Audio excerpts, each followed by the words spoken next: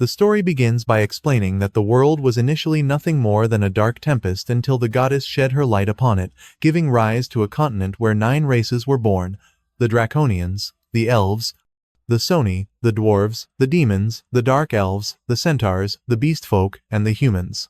And with that, the focus shifts to Light, a boy who excitedly bids farewell to his family, his parents, elves, and Yume, as the young man embarks on a journey to become a great adventurer, driven by the desire for all of them to live comfortably. Once he reaches the city, he gets slightly lost in the crowds, and right there, a member of the Beast Folk approaches him in an unfriendly manner, telling him that humans should keep their distance. Light simply apologizes and continues on his way, finally managing to find the place he was looking for: the Adventurers Guild. He goes through reception to register his name, and the receptionist informs him that he will start at rank F. He asks what kind of gift, or blessing, he possesses, and Light proudly replies that his is unlimited gacha. Seeing that she doesn't quite understand, Light decides to show her instead of explaining. He extends his hand, and a crystal-like object appears above it, which he simply presses to perform a gacha pull right there. Afterward, he takes the resulting card and says, "Release," to summon the item he obtained, but despite hoping to impress the receptionist, all he manages to conjure is a bent, completely useless fork. Seeing her distinctly unimpressed reaction in silence, Light gets slightly nervous and clarifies that this was just an example. He tries a couple more times, hoping to pull something better, but only obtains a rotten apple and a bit of moldy bread. Light tries to assure her that his luck isn't usually like this, but the receptionist insists that he must start at rank F, leaving him with no other option. So he asks if there are any jobs he can take immediately. After giving it some thought, the receptionist tells him that the easiest available quests are on the bulletin board. And seeing how lost he looks, she assumes Light has trouble reading, given the low literacy rate among humans. Keeping this in mind, she tells him that chores like gathering firewood, carrying earth, and cutting grass are always available, though the pay is quite low. Light has no problem with this, so he gladly takes all the jobs, spending the entire day working hard only to earn a few coins, which by the end of the day barely covers his lodging, meaning he now has to rely on pulling something edible with his gacha just to have a meal. As Light walks through the city, the same Beastfolk members from earlier spot him counting his coins, so they deliberately push him, then blame him for the collision. Light stumbles and falls into a mud puddle, but the Beastfolk members accuse him of dirtying their clothes and declare that he will have to pay for it. Before he can react, one of them grabs his coin pouch and says that will be enough to cover the laundry bill. Light panics and begs them to give it back, explaining that without it, he won't be able to pay for a place to stay the night. But the beastman simply punches him before he can finish, scoffing that those measly coins could barely rent a pigsty. So they are much better off in their hands, leaving Light with no option but to lay in the mud penniless and without a place to sleep. People around him ignore him, and some even tell him to go sleep in the dumpster with the rest of the garbage. But as he sits in the mud, a woman offers him a kind hand, asking if he is all right. Light thanks her and takes her hand without thinking, but realizing his hands are covered in mud, he panics and immediately pulls away, apologizing for dirtying her hands. The elven woman, Sasha, tells him not to worry, assuring him she won't hurt him, but Light still looks distressed, so she decides to kneel down in the mud and hug him completely, despite the unpleasant stares they receive from the surrounding crowd, thereby proving her point. Light remains frozen, trying to process the fact that this elf stained her knees just to embrace him. He wonders aloud if he's dreaming, but the woman assures him that he is awake and that this is real. She helps him up gently and introduces him to her group, the Tribal Concord. And one of them explains that their group's name represents the 9 races created by the goddess. He is a Beastfolk member named Garu, the woman from earlier is an elf named Sasha, and they are also joined by Drago the Draconian, Diablo the Demon, Obero the Oni, Nano the Dwarf, Sioni the Dark Elf, and Santor the Centaur. Garu explains that the only thing they are missing is a human, and then the Tribal Concord will be the perfect adventuring party. Sasha mentions that they formed this group in pursuit of a noble cause, aiming to end racial discrimination and create a fair world for everyone, which is why they need someone like him to join, and that they would be happy to welcome him into the Tribal Concord. Light's eyes fill with hope upon hearing this, and he thanks them with a big smile, accepting the invitation to join the group. Shortly after, the group decides to explore a dungeon filled with dangerous monsters. And Light would surely have died if not for them. Drago saves him from being killed by a giant serpent, and Sasha uses her bow to shoot down another monster attacking him from behind. After clearing the area, she approaches Light and scolds him for moving too far ahead. After all, they are in the largest and most difficult dungeon in the world, and he would die instantly if anything hit him here. Light apologizes again, but Sasha gently cups his face to check if he is hurt. The others start teasing her, mentioning how cute it is to see her fussing over Light again, which makes her visibly nervous, and she hurriedly clarifies that it's not about Light himself, but that she doesn't want the reputation of the tribal concord to be ruined by losing a member. Of course, nobody believes her, but Drago lets it slide and tries to reassure Light, telling him that they love the tea he makes for them, so he is already contributing enough. That comment undoubtedly cheers Light up, so they all decide to move on since they still have a long way to go. The group makes sure to protect Light inside the dungeon until Garou notes that there's only one entrance and one exit. Drago says that in that case, this place should be a good spot, so Light assumes they are going to take a break and decides to prepare tea before Drago can say anything else.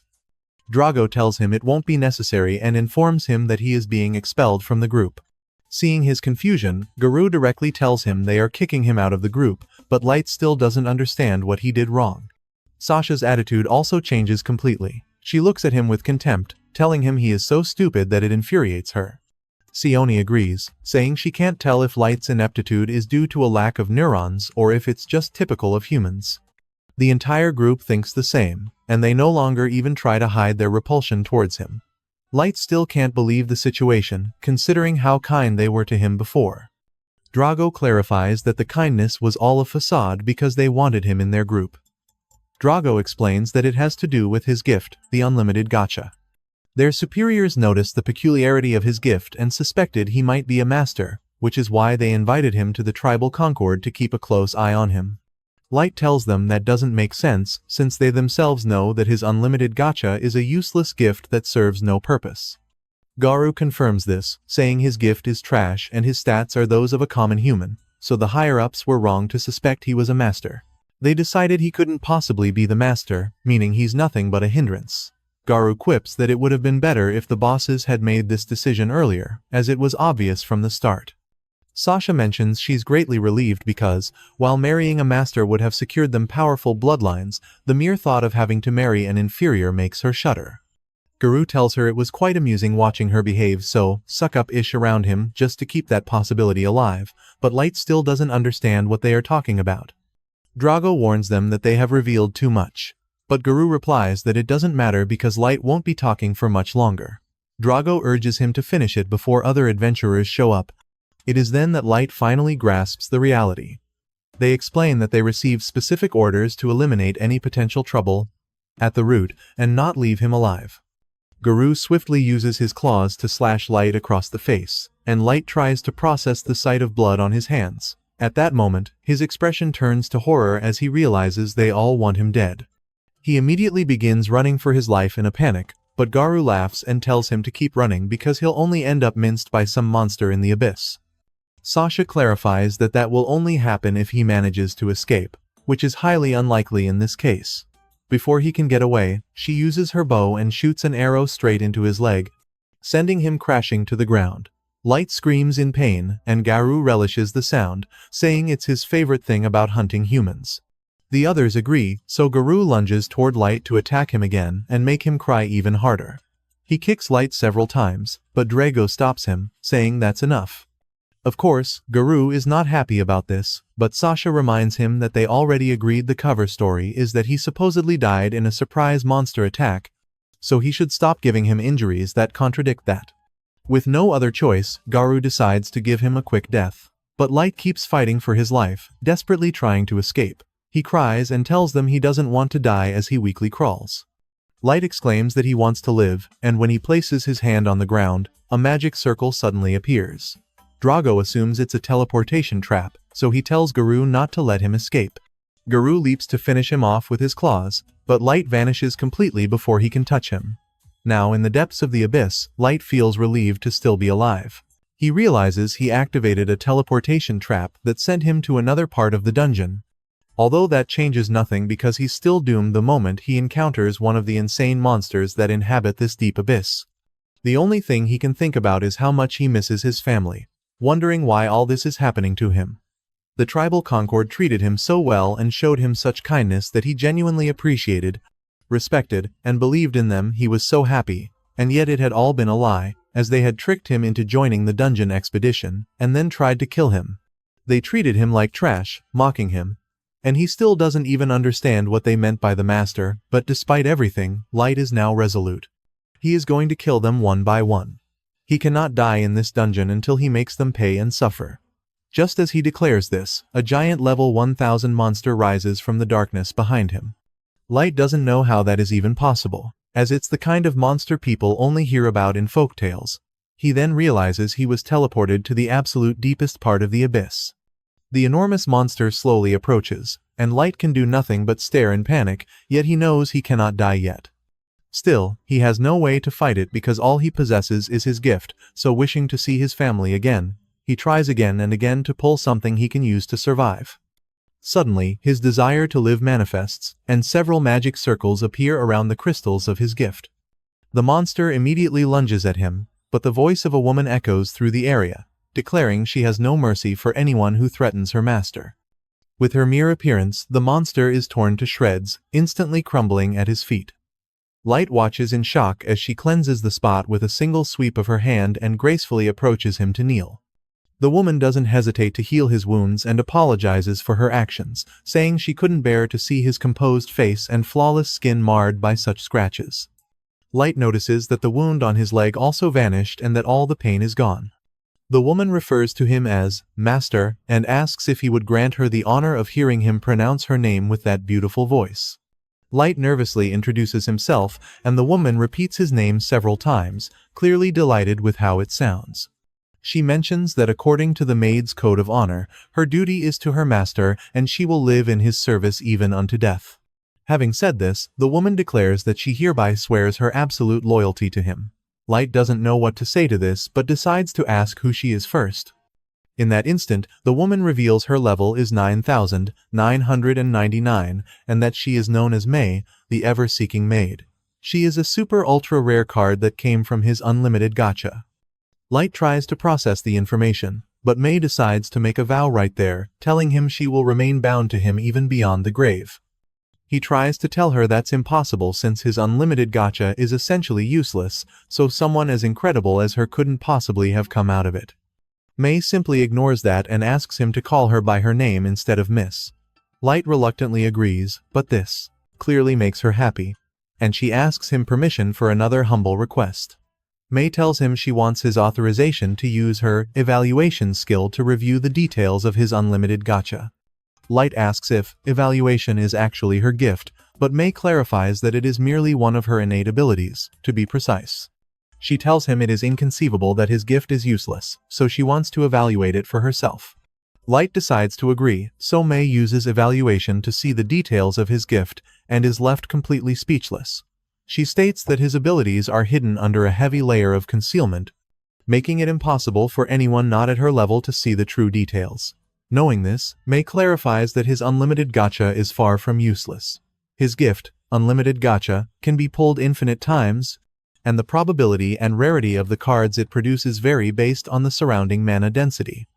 The rarities, starting from the highest, are Extra Super Ultra Rare, SS Rare, S Rare, Rare, Normal, and Error.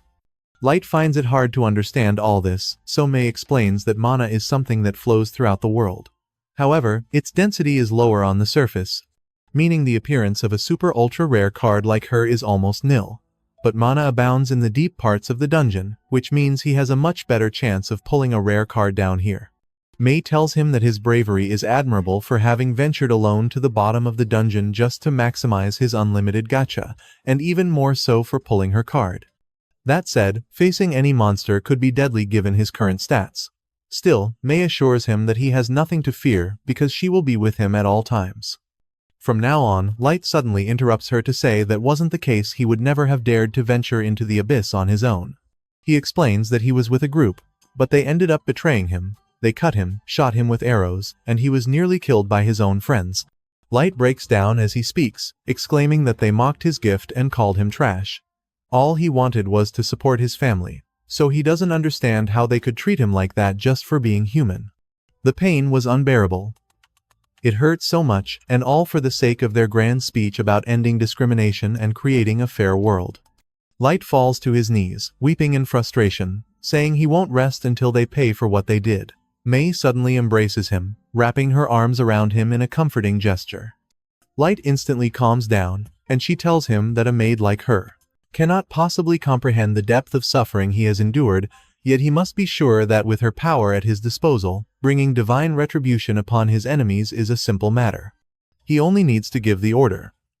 By her maid's honor, she will pursue those unfaithful deceivers with maximum acceleration and present their heads on pikes before him. Seeing her dark and threatening expression, Light pulls away and tells her she cannot do that.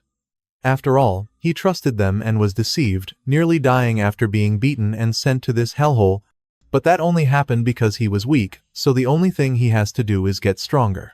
It might be impossible for a human like him, but he wants to take revenge with his own hands and make them suffer.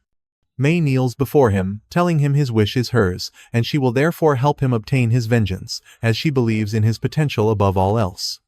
Light thanks her for her loyalty, and with that, he pulls his unlimited gacha again to establish a base camp, his path to vengeance, and thus the black depths were bathed in a brilliant light, becoming the first page of his great story of revenge, and thus ends Chapter 1.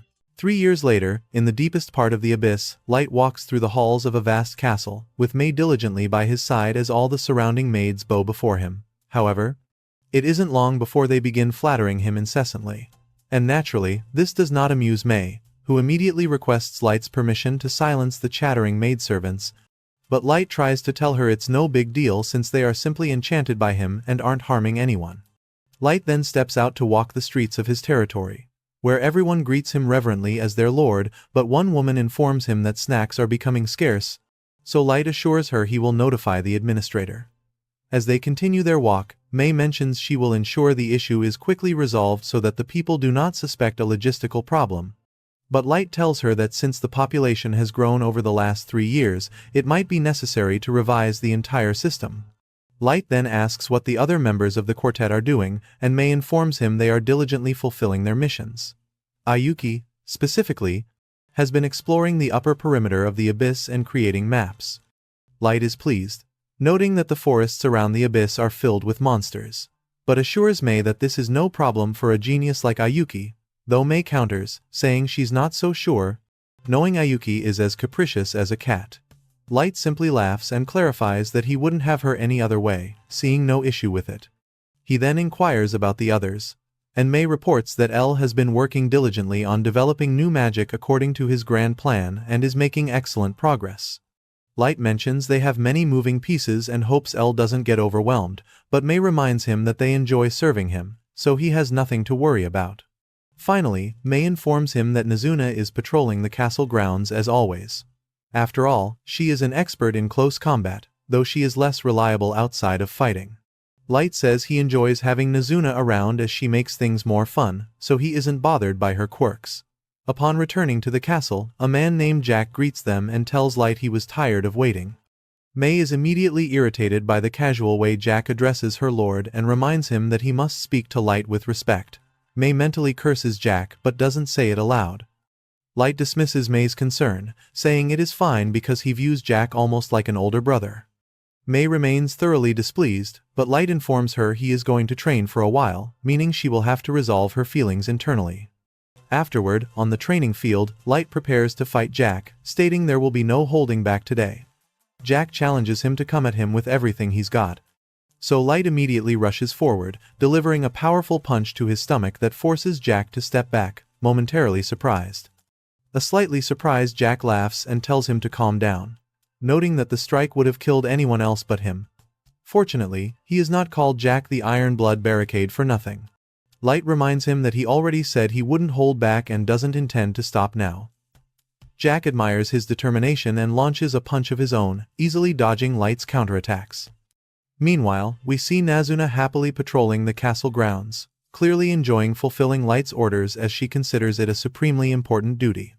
A group of maids praises her work ethic as admirable, and Nazuna is visibly thrilled upon hearing the commendations before asking the maids where she should patrol next.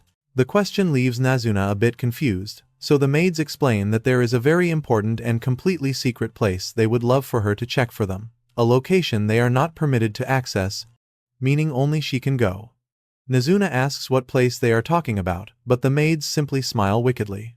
Still confused, Nazuna goes to the spot they mentioned but runs into Mei, who asks if something is wrong, wanting to know why she is entering Light's bedroom. Nazuna proudly states that it is because she is on patrol, but Mei assures her that the area is already secured, so she should go elsewhere. Ignoring Mei, Nazuna asks what Mei herself is doing in Light's room if he is currently training with Jack. Mei immediately becomes nervous and quickly invents an excuse, saying she was cleaning, as according to the maid's code, she cannot remain idle even when Light is not present. Without letting her finish, Nazuna enters the room to inspect her work, but upon seeing the messy bed, she comments that it looks like someone was rolling around and kicking their legs while sniffing the pillows. Mei tries to maintain her composure, telling Nazuna she did it on purpose because it is part of her unique bed-making style. Nazuna, being as clueless as ever, gets excited and asks her to elaborate, but Mei clarifies that it is a professional secret, so she cannot reveal it.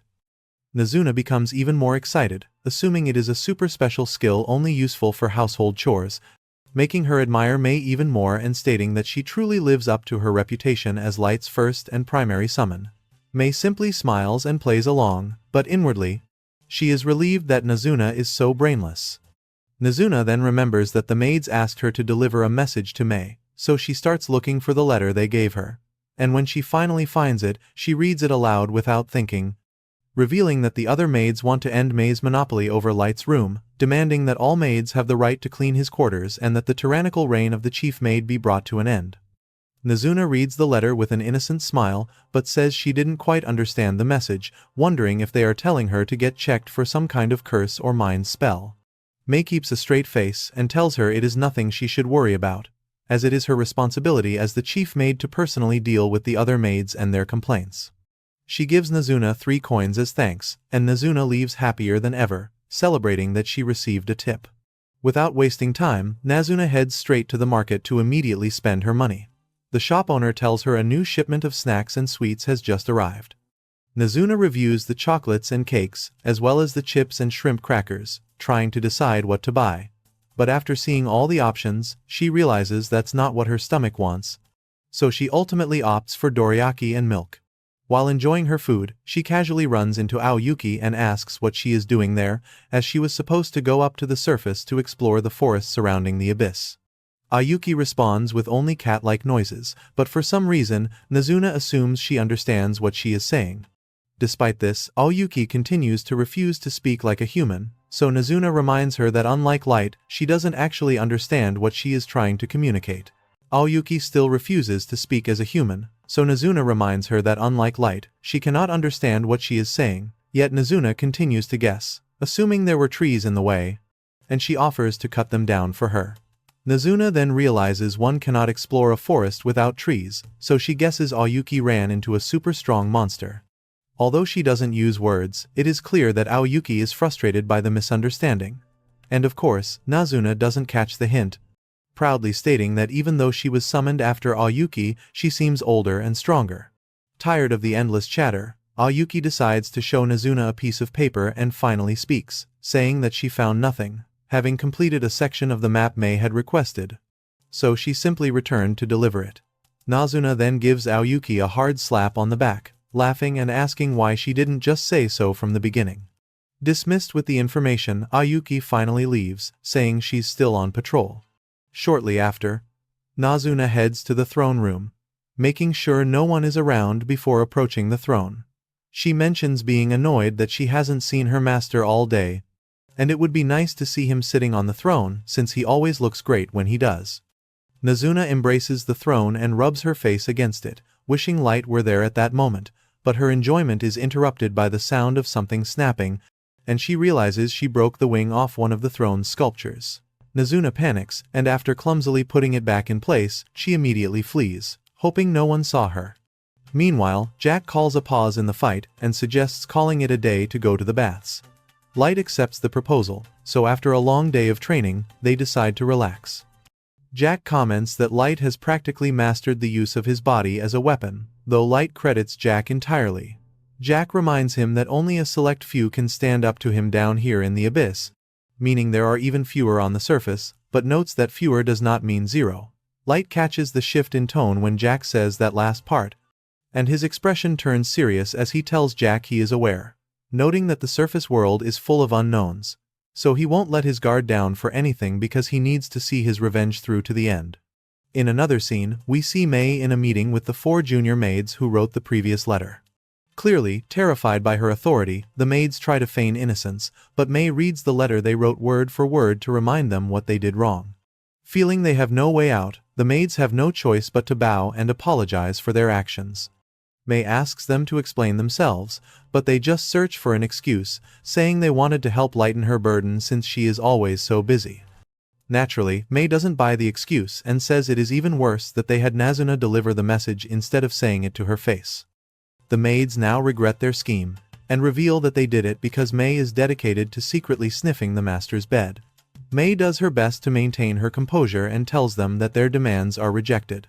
Furthermore, from now on, she will assign the 4 of them to clean the hallway leading to the throne room, and they must do it entirely by hand. The maids immediately try to protest, saying such a thing is impossible. However, May tells them they can and they will, because the path of a maid demands it. It starts with a single step, just as climbing to level 500 begins with effort. May informs them that she will soon be going to the surface on a mission for light, so she expects everyone to work diligently in her absence. The 4 maids have no choice but to accept. Meanwhile, Nazuna returns to the market to look at a piece of armor she wants. Elle casually bumps into her and asks if she's looking for sweets or something, so Nazuna points to the armor piece, then asks what Elle is doing there, having thought she would be working on projects or doing an inspection somewhere. Elle tells her everything is going so well that she had plenty of time to come back. The two immediately start bickering as always, and Elle tells Nazuna that Light has made her a fundamental part of his revenge plans, unlike her and her tiny brain. Nazuna clarifies that she has been busy patrolling, but Elle boasts that she had tea with Light the other day to inform him of the progress of her plans. Elle assures her that next time, she will reserve a private room for them to dine together, and there will be action that night. Nazuna obviously misses the insinuation and complains, saying she wants to have tea with Light, too. Elle asks if she only wants the tea part, but Nazuna doesn't understand what else there would be. Elle then tries to explain that she means something that would stoke the fire of jealousy. Seeing Nazuna's disorientation, Elle tells her she doesn't know if Nazuna is foolish or childish. Nazuna assumes Elle is jealous of her abilities, so she mentions that she knows Elle sucks at close combat despite being very good at magic, which is why if Elle ever has trouble, she can ask for help anytime. Elle can't help but think how unbelievable Nazuna is but decides to play along, telling her that she will surely ask for that help someday. Clearly satisfied, Nazuna returns to the castle to continue her patrol, and Elle is certain that Nazuna truly is one of a kind. On the other side, the maids continue to complain about the punishment they received. They are more than annoyed by the chief maid's unfair management style, feeling intense envy and disgust. Despite their protests, they know May is practically untouchable, so they can do nothing but dream. The 4 maids start fantasizing about cleaning Light's room instead of May, even saying they would surely take his used utensils and lick them clean. May has a very busy schedule, so they don't understand why she doesn't allow them to handle the cleaning. One of the maids mentions that May was the first summoned Light maid, and apparently, 3 months passed until Ayuki was summoned as the second. This means they were alone until then, trapped in a dungeon with dangerous monsters, not to mention that Light's level was even lower at that time. Imagining that situation, the maids immediately explode with jealousy, saying May is extremely lucky. Suddenly, the 4 decide to try to channel their rage into a powerful curse that would kill May. However, their ritual is interrupted when May appears, saying she was passing by and overheard some very choice words that seemed directed at her. They were so intent on chanting the word die that she now wants them to explain why. The maids tremble with fear, and one of them immediately says she swore absolute loyalty to May. The others do the same, saying they have admired her as a mentor and sister and wanted to be her subordinates even before being summoned. Despite their obvious lies, May repeats the chant of die die die, making the maids feel cornered, and they admit they were a little jealous. After all, May was the first. May clarifies that she is under no obligation to share this. But during the 3 months leading up to Ayuki's summoning, Light spent the entire time reading all kinds of books and practicing all sorts of martial arts. There was no time for any of the vulgar things they have been fantasizing about. May confesses that she came by because she thought she had been too harsh on them. Perhaps her orders were excessive. However, she was mistaken, and since they apparently haven't had enough, she also assigns them to clean the throne room. The maids try to protest again, but May tells them they have plenty of time to curse her, so they clearly have time to clean. With no other option, they are forced to clean the throne room, knowing they must finish by morning, and they aren't even sure if they can manage it in time. In the midst of their rush, the wing of the sculpture that Nazuna had previously broken falls off when one of them tries to clean the throne. As they panic, Nazuna lies peacefully in bed, completely happy about another successful day protecting the peace, but still a little disappointed that she didn't see her master at all, which frustrates her. If he would just give the order, she would undoubtedly go to the surface and crush all the losers there. It is clear that this won't happen, so, with no other option, Nazuna falls asleep hoping to at least see Light the next day. Just as she wished, the next day, while arguing with L, Light finds Nazuna in the training fields. Nazuna is overcome with joy, knowing her wish came true, though L assures her that Light didn't come to see her. As they start trading insults again, Light decides to pet Aoyuki like a cat, finding her very cute. L asks him what he's doing, and Light explains that he can't help but treat her like a real cat. The girls are clearly not pleased with this, so Light asks Aoyuki to give him some space as it's time to get down to business. Suddenly, a massive hellhound appears, and Light begins to tremble with fear due to the trauma of his first day in the abyss. As he freezes, the girls' attitude suddenly changes. They glare at the hellhound with menacing eyes, viewing its presence as an offense to their master. They even think they should eradicate them from both the dungeon and the surface because their mere presence disturbs their master. The hellhound retreats, sensing the imposing power of their level 9,999, but Light interrupts them before they can act, clarifying that he is fine now and approaching the hellhound to pet it, apologizing for the girls' behavior. Light knows that even if he said it as a joke, the girls would genuinely annihilate them, but that's not what he wants. Without further delay, he informs them that he has received news from May, so it is time to put the plan into action. The prey has taken the bait, so he counts on them to serve the first course of his revenge, which has been 3 years in the making, and thus ends episode 2. Cutting to another scene, we find Garou in the Beastmen Federation, the official city of the Wolf Tribe, where all the Beastmen show him great respect. He simply basks in the daily praise he receives, viewing everyone else as mere pawns as he struts through the city. Spotting a human child rummaging through a garbage can, he doesn't hesitate to walk over, kick the boy, and spit in his face. Garou orders the child to get out of his sight before heading to a bar with his pack, treating everyone to food and drinks while boasting that he has money to spare. All his companions praise him, calling him an idol for lower-class folks like them. Seeing him rise from a slum orphan to the future leader of the pack is totally inspiring, and they can't help but admire him. Garou clarifies that it isn't easy, explaining they have to learn clever ways to use the instinctive perception that all beastmen are born with. The others argue that his ability is on another level, since even dragons bow before his skills. Garou explains it's all in the nose, the power of smell, as he has to distinguish decent jobs from nasty ones by their scent, which is how he climbed to the top, accepting only the truly good jobs, including one from 3 years ago. Everyone knows he's talking about the Concordat of the tribes, and one of them asks what kind of job it was. Garou just smirks, reminding them that the Federation requires him to maintain secrecy on that matter.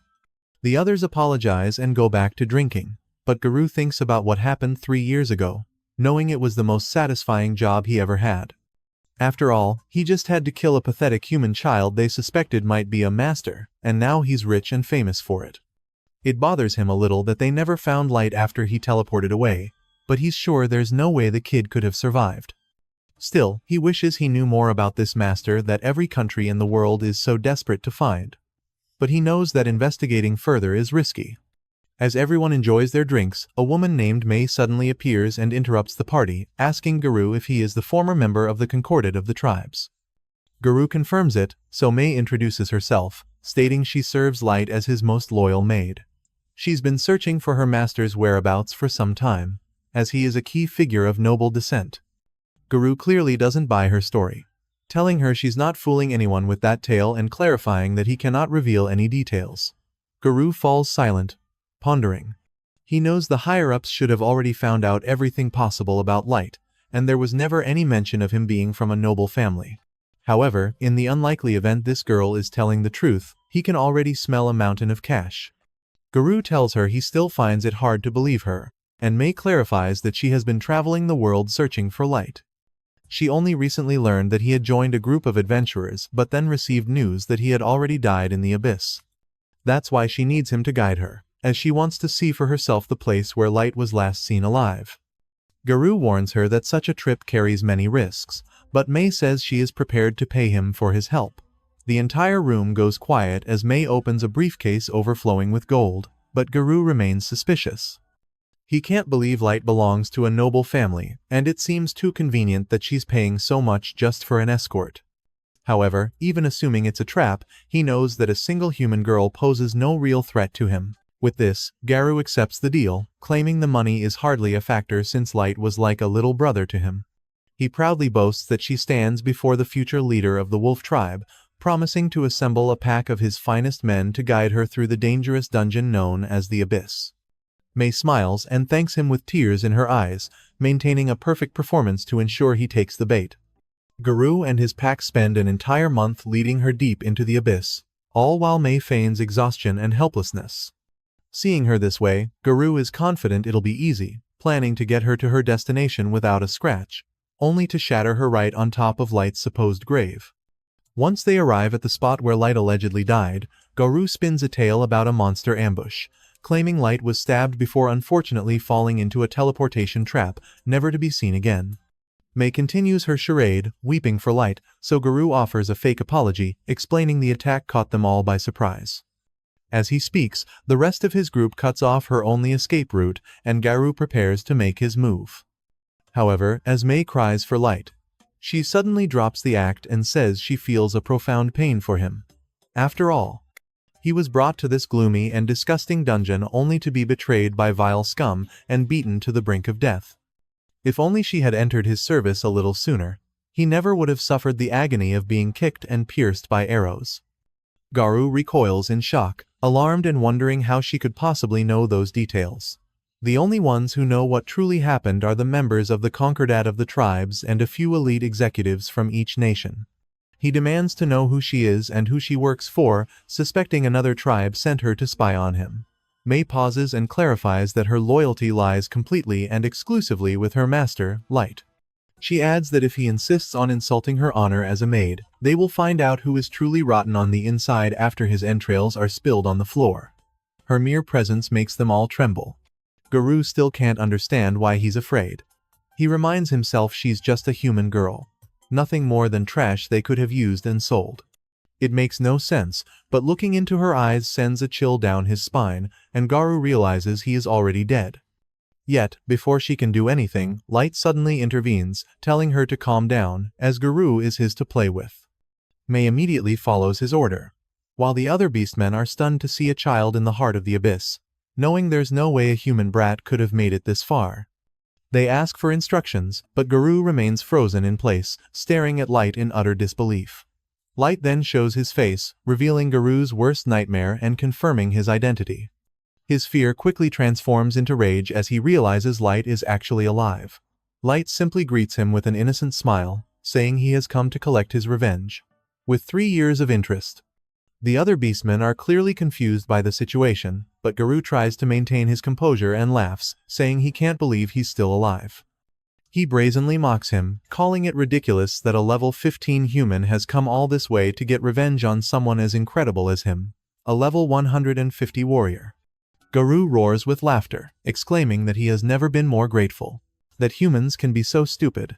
He doesn't know how a brat like Light managed to survive, but he assures him he's made a huge mistake by showing his face. After all, once he kills him and brings his body back, his place as the Beastman King will be guaranteed.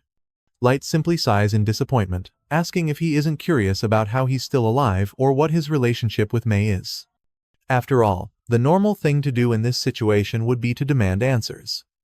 Guru admits he has a point, as he can't gauge how strong that weird girlfriend of his is, but he says it doesn't matter because two humans can't do a thing against a pack of beastmen. Besides, everyone in his pack is level 130 or higher, and Light is just a common human with a useless gift. He bets that Light only survived through sheer luck because May rescued him in time. Light doesn't deny it, as it's true, but Garu wastes no more time and attacks.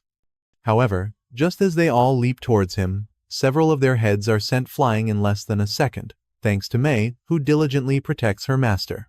Garu and the others are frozen in shock, as it happened so fast they couldn't even see what happened.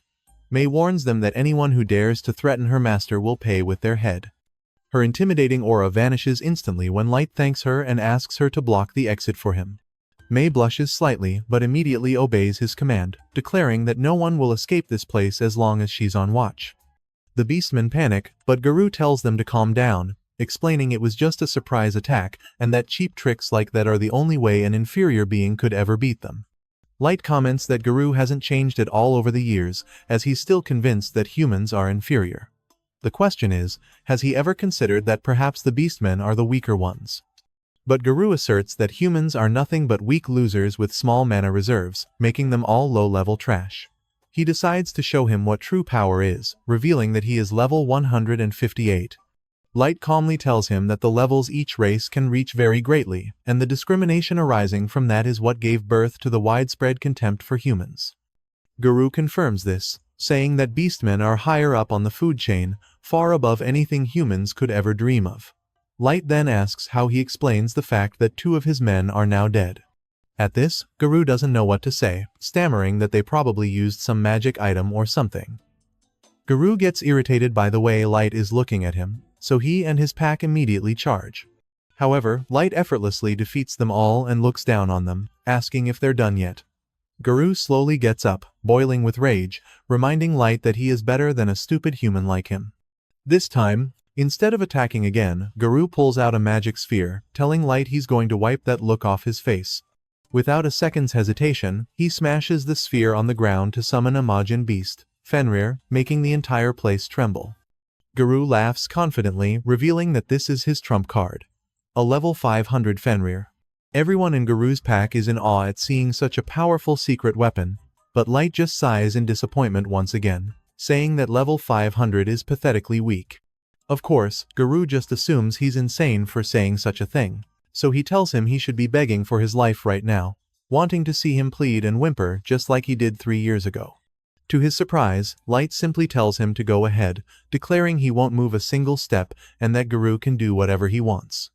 Irritated by his defiance, Garu accepts the challenge and decides his Fenrir will erase him from existence. Fenrir immediately attacks with a Majin Beast explosive howl, concentrating the entire mana reserve of a level 500 creature into a single blast.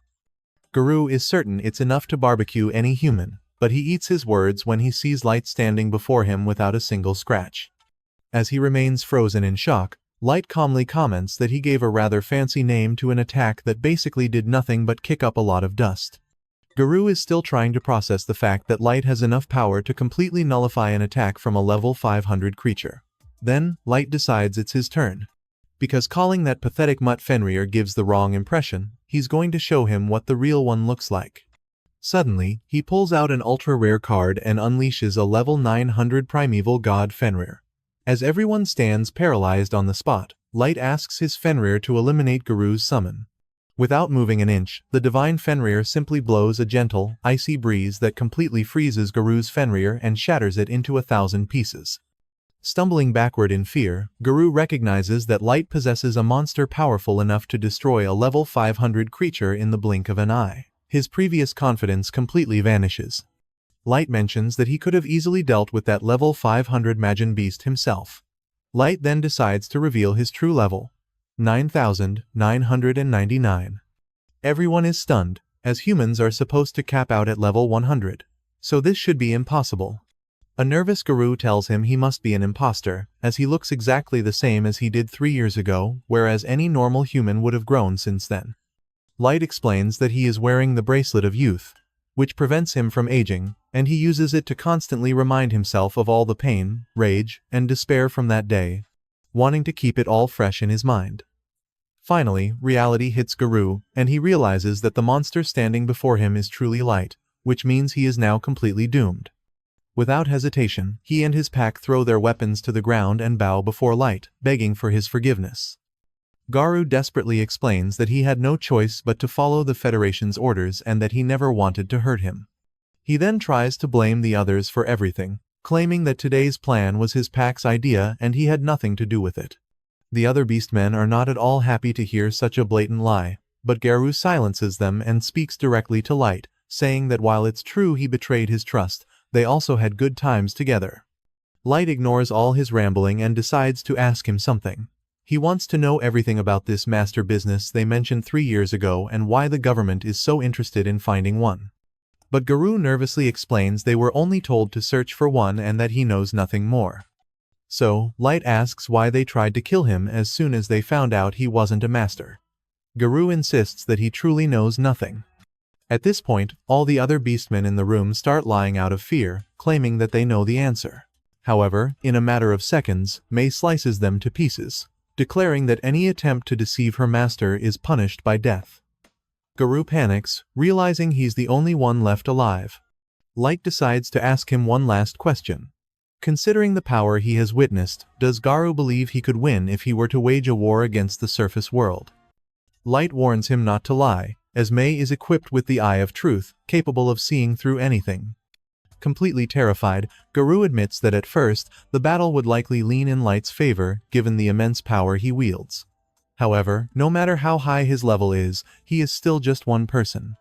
The nations of the world have spent years stockpiling special weapons, armor, and items. Once they organize and face him with their full arsenal, even he might struggle. Light accepts his answer, saying it was exactly what he figured, as there's a limit to what one person can do on the battlefield. He still has more questions for Garou but decides to teleport first, using a card in his possession. Garou braces himself in fear, and when he opens his eyes, he finds himself in a vast palace he has never seen before. An entire army of dragon beasts, fairy maids, living armors, and other species bow as Light arrives. Garou is completely frozen as he sees Light sitting on the throne, who then asks everyone to rise and display their stats. All the different types of monsters reveal levels ranging from 6,000 to 9,000. There are armors at level 5,000, and a trio of knights, including Jack, at level 7,777.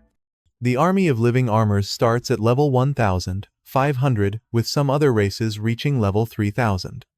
To top it all off, Mei, Nazuna, Eli, Ayuki, and Light himself are all level 9,999. Light tells Garou that these are the forces he has gathered over the past 3 years. At this sight, Garou's fur instantly turns gray, and he is clearly beyond terrified. Light simply smiles and repeats his question, wanting to know if Garou thinks he stands a chance of winning a war against the nations of the surface world. Garou can't even muster the courage to speak, but his face tells Light everything he needs to know. Light congratulates him, saying he has won the reward of being annihilated in a pain and despair worse than death. In that moment, Garou realizes that he and the Concordat of the tribes were the ones who gave birth to this monstrosity, one that could end the world in the blink of an eye. He calls Light the Lord of Destruction, and as tears stream down his face, he asks if he is trying to become a god. Light says he likes the sound of that, but someone is hiding the truth from him for reasons that may be noble or nefarious. Whether he takes the path of a benevolent god or a demonic monarch depends on that answer. After all, with his gift, he can grant blessings and fortune or plunge everything into death and despair. The world now has the opportunity to show him which it deserves by answering the question he has posed. And so, he will now begin his march from the abyss to the surface. When Light finally returns to the surface, he runs excitedly towards his hometown, eager to see Els, Yume, and his parents after so long. However, during the 2.5 years it took him to return from the abyss, his town was destroyed by unknown forces. Now, 6 months later, the only hope he has left is that his siblings' bodies were never found, so they must be alive, and that is the last spark of hope he can cling to. After paying his respects to the victims, one of his subordinates, Gold, suggests it's time to leave, as he doesn't want to camp outdoors on their first day on the surface. Nemo Mumu, the girl by his side, immediately scolds him for such an attitude when their master is still mourning his family. Light simply watches their entire interaction with a smile, thinking he can never tell if those two are best friends or mortal enemies. Gold tells her he's sure she'd also prefer to sleep in the comfort of a real bed, but Nemo Mumu asks him not to lump her in with him. Nemo Mumu clarifies that she would gladly stay by Light's side, regardless of whether they have to sleep on the grass or in a swamp. Gold retorts that he too would face the iciest peaks or the hottest lava alongside his lord, because the loyalty he holds for him shines brighter than any gold. He's not called the Golden Knight for nothing. However, unless she wants him exhausted from a bad night's sleep, they should avoid camping. Nemo Mumu finally admits he has a point, and Light tells them they can worry about lodging later, so for now, they'll focus on gathering information. Although they have learned that their forces can compete with those of the surface world, it would be foolish to charge headfirst into war. Gold agrees, saying that if you know your enemy and know yourself, you need not fear the result of 100 battles. Nemo Mumu assumes their objective now is to learn the military strength of each nation. And Light confirms this, stating he bets the destruction of his hometown is related to the fact that he could have been a master. He truly wants to know what makes a master worth so much bloodshed, and the mere thought makes his blood boil as the ground trembles beneath his feet from his fury. Light declares that if the truth behind it all turns out to be evil and twisted, then he will turn this world into a burning hell. Even Nemo Mumu shows some concern seeing him in that state, and Gold tells him he must suppress that kind of anger when they are in the city, as it could kill someone. Light quickly calms down and apologizes, saying he will be careful. After that, he uses his ability to summon a fool's mask and puts it on to hide his identity. With that, Light bids farewell to his parents and finally departs with his subordinates. As they fly towards their next destination, Nemo Mumu asks Light what their first mission in Dagas will be. Gold tells her to be careful how she addresses him, and Light reminds her that he is not Light when they are on the surface, but will go by the name Dark. Nemo Mumu quickly apologizes for the mistake, and Gold tells her they obviously can't use his real name here, otherwise the Concordia of Tribes would discover them. Once that's settled, Light informs them that he's going to register Dark as an adventurer and then climb the ranks by doing missions, as this will allow him to get information from the bigger fish. That's why for now, they will only focus on increasing their adventurer rank. Gold and Nemo Mumu agree with him, and shortly after, they manage to spot something on the horizon. It's Dagas, so Light decides to land and continue on foot from there. In just a few minutes, they spot a group of dwarves trying to rob a human's cart. The poor man just begs them not to hurt his son, but they clearly have no good intentions. Light confirms that things aren't very civilized up here, and just then, Gold's shiny armor catches the dwarves' attention. Nemo Mumu immediately scolds him, but Gold just laughs, saying he wouldn't be the Golden Knight without his signature gleam. The dwarves demand they show themselves, threatening to kill the human and his son. Light says just one word, and in a matter of seconds, all the dwarves are tied up thanks to Gold and Nemo Mumu. Both the man and the boy are stunned to see how powerful they are, and as thanks, he offers to take them to Dagas in his cart. The excited boy mentions he's never seen humans defeat dwarves so quickly, they must be super strong. As they head to Dagas, the man says their goal must be to enter and explore the dungeon, assuming they are a famous party of adventurers. Light clarifies that they are still aspiring, unofficial adventurers, which is why they want to visit Dagas to register at the guild and rank up. This information surprises them a bit, but the man tells them they are definitely heading to the right place. After all, Dagas is the southernmost city of the Dwarven Kingdom, and is located right on the border with the Human Kingdom to the east, and the Elven Kingdom to the west. Although there are many disputes between the countries, the quality of the dungeon here is high and attracts many adventurers, making the city quite prosperous despite its rural status. A good number of humans gather here, which fortunately allows him to run a hotel catering to them. After a while, they finally arrive in Dagas, and the man drops them off at the city entrance. Before leaving, he introduces himself as Carnal and asks them to stop by his hotel if they plan to stay the night. Once they part ways, the boy remarks that it's a bit strange for rookies like them to be so strong. And Carnal agrees, saying their situation must be special. Nemo, Mumu and Gold finally get to see what surface cities are like, as it's the first time for both of them. Gold comments that there seem to be many shops selling weapons and armor in the area. Light explains that this is due to the large number of adventurers, not to mention that the Dwarven Kingdom specializes in blacksmithing. Once inside the guild, they confirm his words are true. Most of the aspiring adventurers are human. However, they also notice that the humans practically cower before the other races, meaning they are treated poorly here as well. When they head to the reception to register Light under the name Dark, Nemo Mumu immediately causes a scene, exclaiming that her master is not F-rank material. The receptionist replies that everyone starts at the same rank because that's what the rules dictate. Nemo Mumu still refuses, arguing that Dark should be an exception to the rule since he is the supreme master above all others. The receptionist refuses again, and this time Light steps in, bowing to apologize for his companion's behavior and saying he's happy to start from F-rank.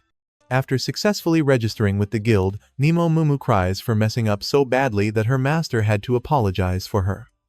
Gold doesn't hesitate to mock her, rubbing more salt in the wound, but Light tries to comfort her so she'll stop crying. Afterward, they decide to go to Carnal's hotel, and Light tells him he'd like to rent the entire top floor for a month. He also kindly asks that no one, including his staff, set foot there during their stay. Light offers a large sum of gold coins to pay for the inconvenience. Carnal quickly refuses, saying he can't accept money from someone who saved his life. Despite this, Light asks him to consider it another one of his jobs, so Carnal accepts and says he'll arrange everything according to his wishes. Once in the hotel room, Light uses his ability to deploy silence, magic interference, and detection wards across the entire top floor. With that, in a matter of seconds, they eliminate any problematic magical items that could be watching them or listening to their conversation.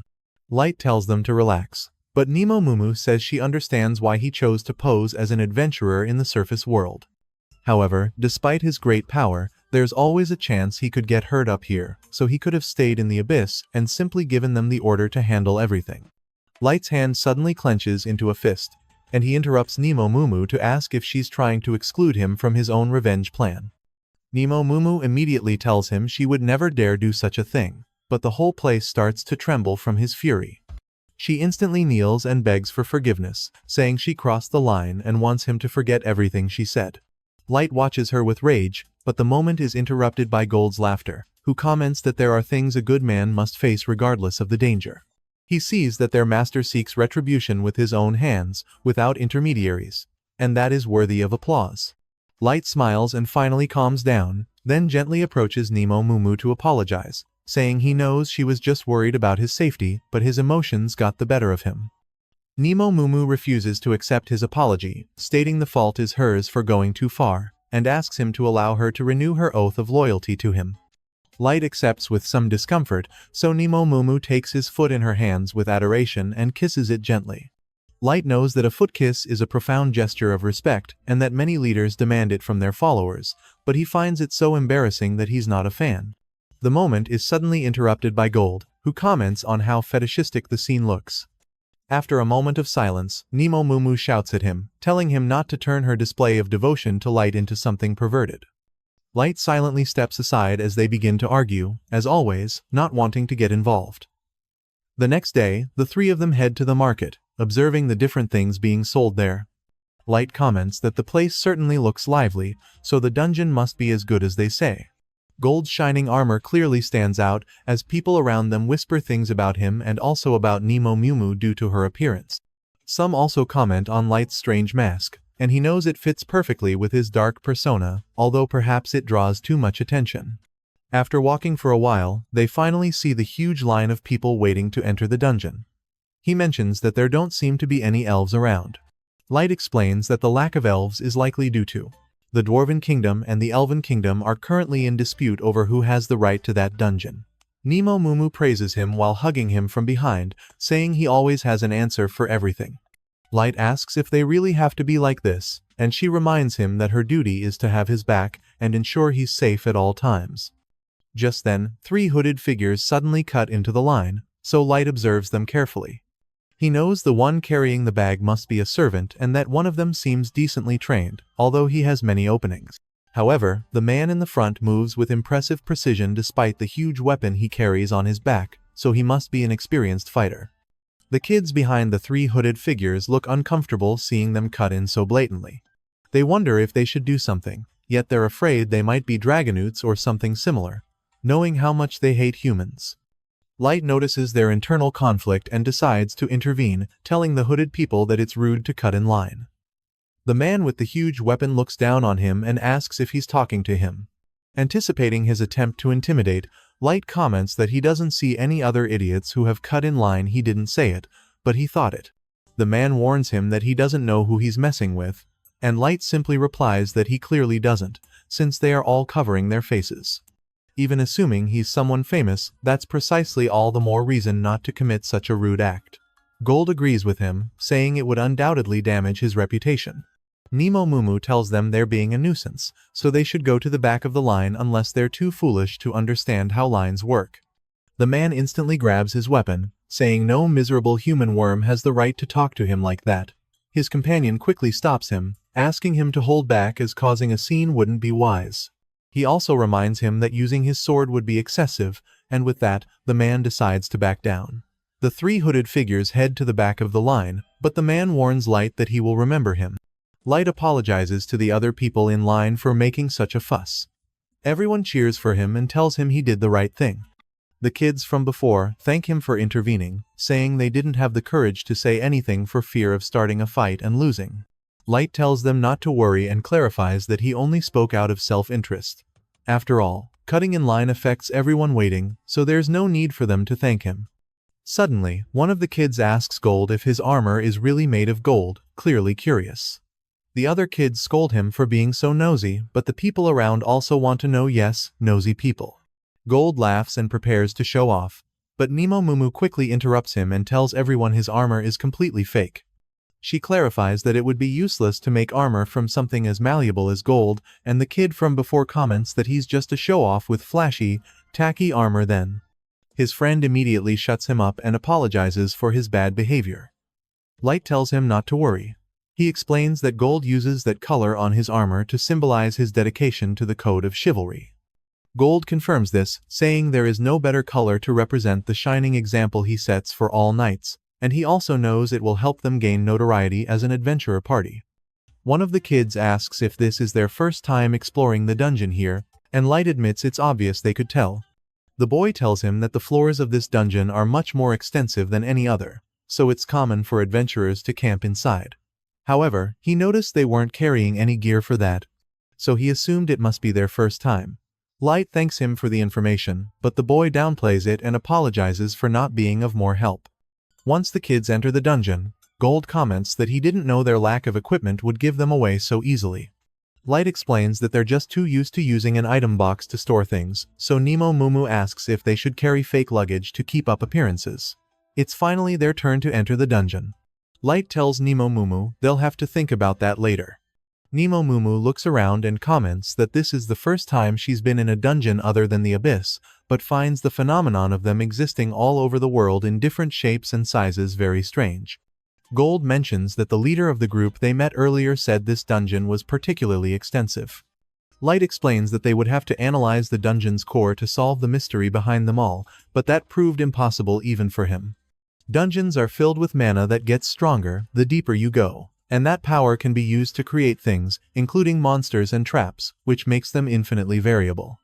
After walking for a while, they reach an open area with mountains and flying creatures, confirming that dungeons are worlds of their own, completely different from the surface. Nemo Mumu informs Light that she doesn't sense anyone in their immediate vicinity.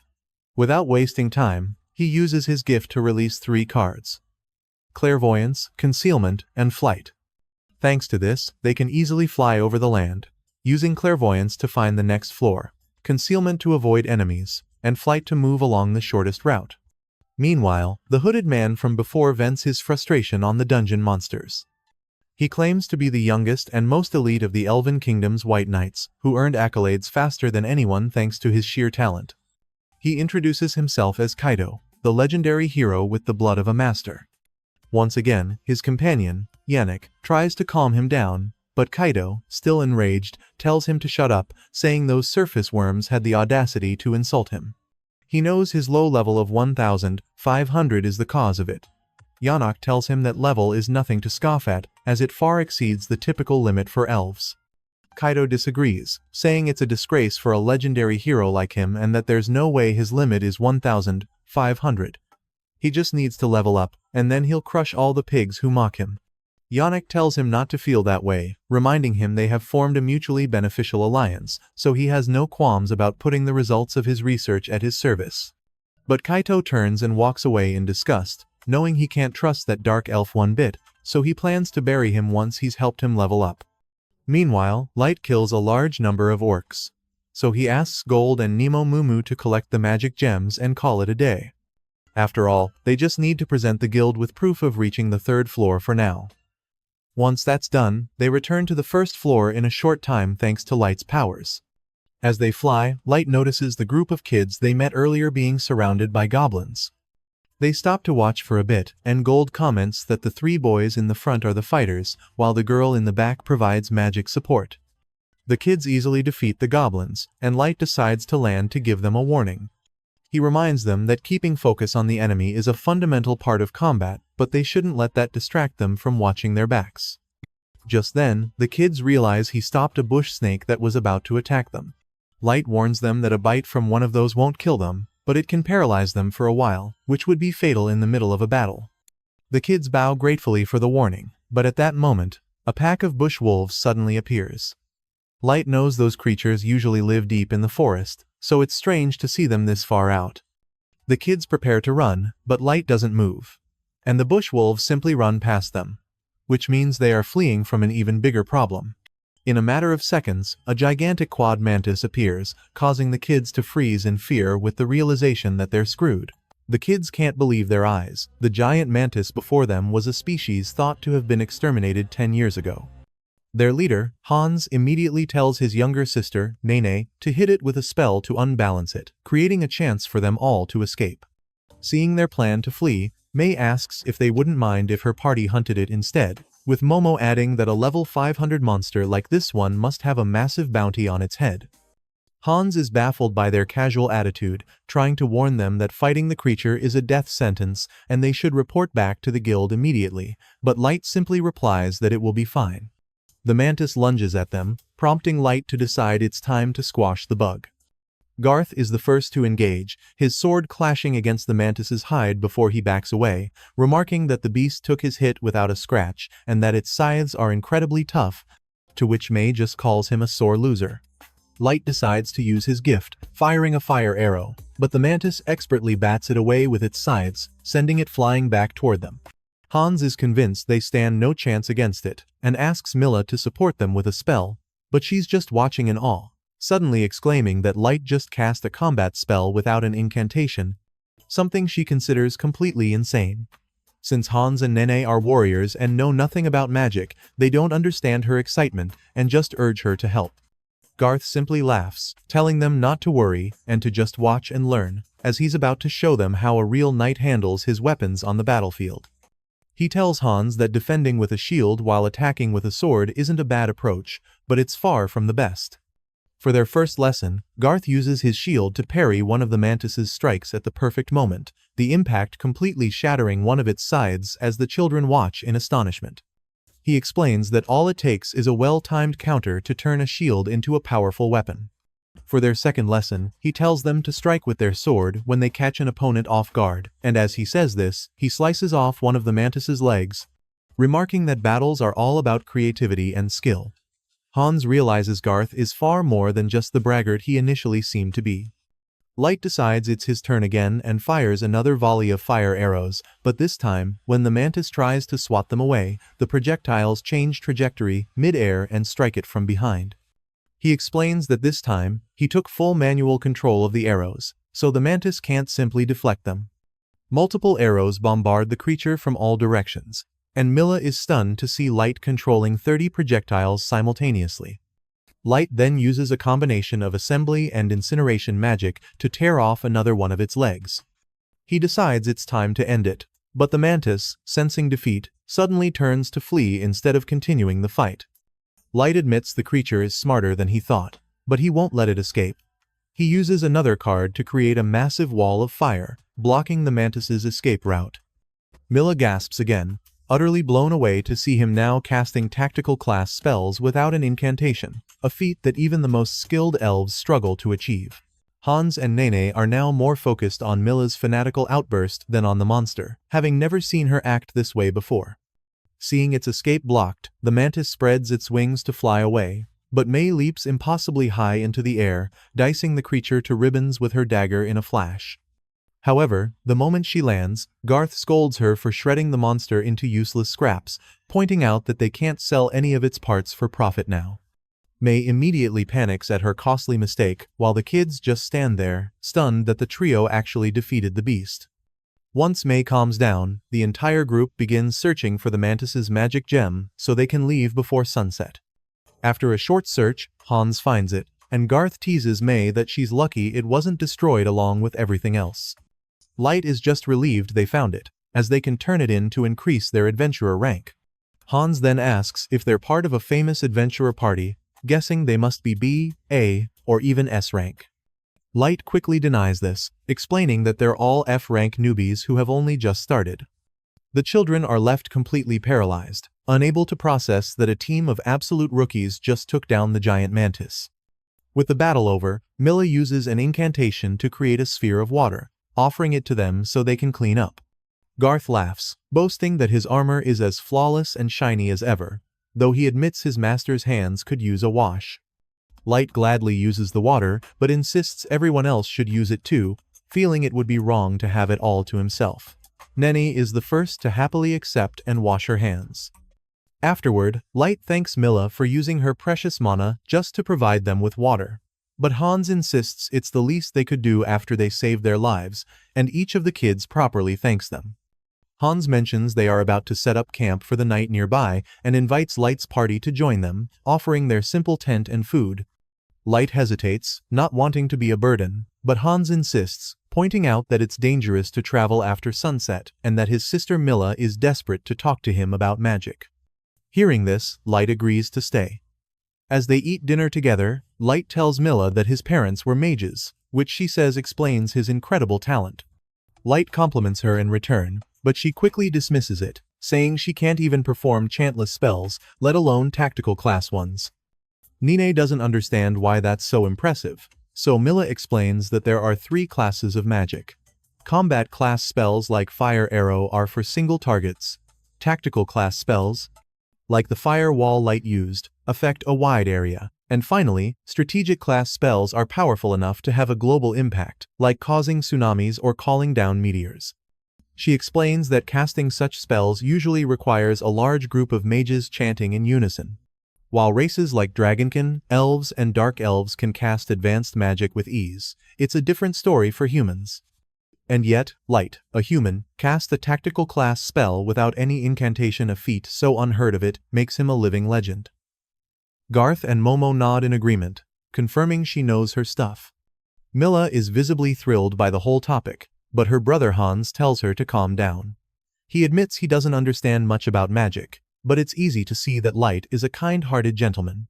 He then encourages Milla, reminding her she's talented enough to earn a recommendation to the Duchy's Sorcery Academy, and that one day, he's sure she'll be casting tactical class spells all on her own. Light asks if she's referring to the nation jointly established by all races, the Nine-Bound Duchy. Hans confirms, and Garth remarks that Milla must be a truly gifted mage if she could get into the most prestigious academy in the world. Despite her talent, Hans explains that they tragically lost their parents in an epidemic, so Milla was never able to attend. That's why he and Milla, along with their childhood friends Hans and Nenny, formed their adventurer party to make a living. However, their new goal is to earn enough money by exploring the dungeon to finally send Milla to the Duchy's Sorcery Academy.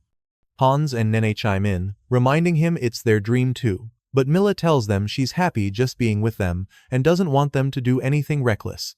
Light smiles at their warm interaction, as it reminds him of his own younger sister.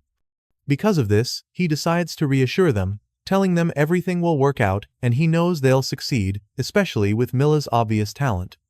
She thanks him with a sincere smile, and Hans then asks what motivated their group to become adventurers.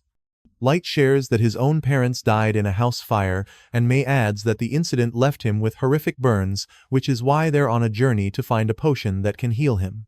Garth explains that both he and May were heavily indebted to Light's parents, which is why they travel together now. The children fall silent after hearing their story, so Nine decides to change the subject, asking if Garth and May are dating. May immediately gets defensive, declaring her heart belongs exclusively to Light. They soon start their usual bickering, lightening the mood. Elsewhere, Minato is busy exterminating orcs, while the sage collects the samples he needs for his research. He explains it's all part of his attempt to overcome the growth limits imposed on each race, and the next step is to gather the main material for his experiment, humans. Weeks later, Light visits the guild to turn in all the magic gems they've collected. The receptionist is thrilled to see another massive haul, and the other adventurers in the guild recognize him as the one rumored to have defeated the giant mantis, now known as the Black. Meanwhile, May tells the receptionist that Light deserves to be S rank. After cashing in the gems, they find that even people outside the guild recognize them, and Light notes they've started drawing a lot of attention. As they're walking, two adventurers named Zubin and Gilbert suddenly approach Light, telling him that everyone in town is calling him the Black. May quickly gets defensive, but Zubin panics and clarifies they don't want any trouble. He's just heard they defeated the mantis and have even reached the 50th floor of the dungeon.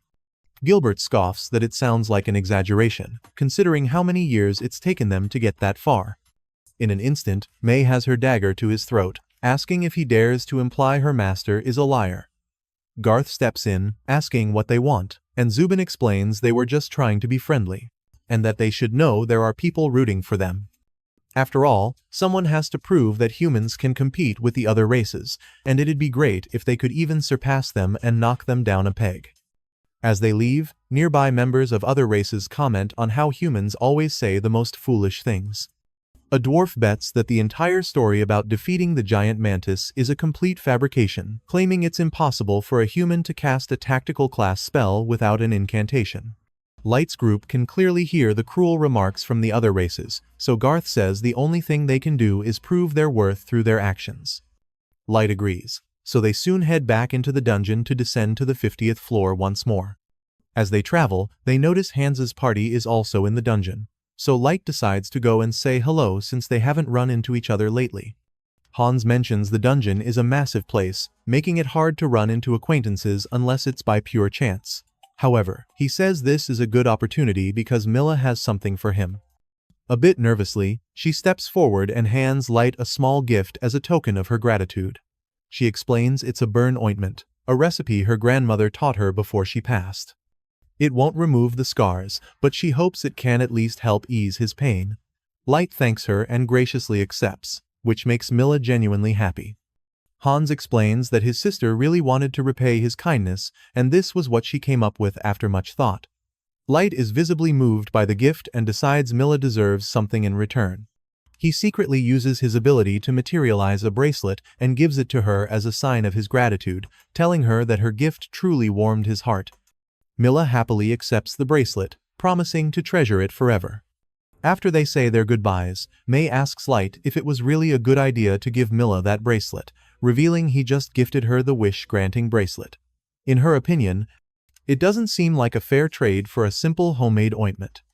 Light replies that he just thought it was perfect for her, and Garth clarifies that the item can make small miracles happen if one wishes for them strongly enough. This is why, he explains, Light chose that specific bracelet for Milla, a gesture that was both thoughtful and gentlemanly. May hates to admit he's right, so Garth just laughs and tells her she should be less materialistic and more spiritual. When they reach the 50th floor, Light tells Garth and May to handle hunting the Yetis they need, while he uses a teleportation card to return to the abyss where the maids await him. After Lila serves him some tea, Light informs her that the operation is proceeding smoothly. It's been a nice change of pace, as he's even made some friends and has been able to see some of the good that's still left in the world.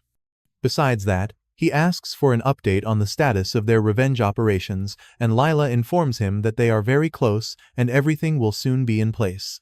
Light tells her he can always count on her, remarking that it seems he didn't even need to come back. Lila thanks him for his kind words, and Light tells them to keep up the good work, giving them free rein to use any and all resources they need. He also tells Lila that he wants her to remain in charge of managing the abyss, which she readily accepts. Next, he tells Kuro that she is to continue exploring the ancient forest.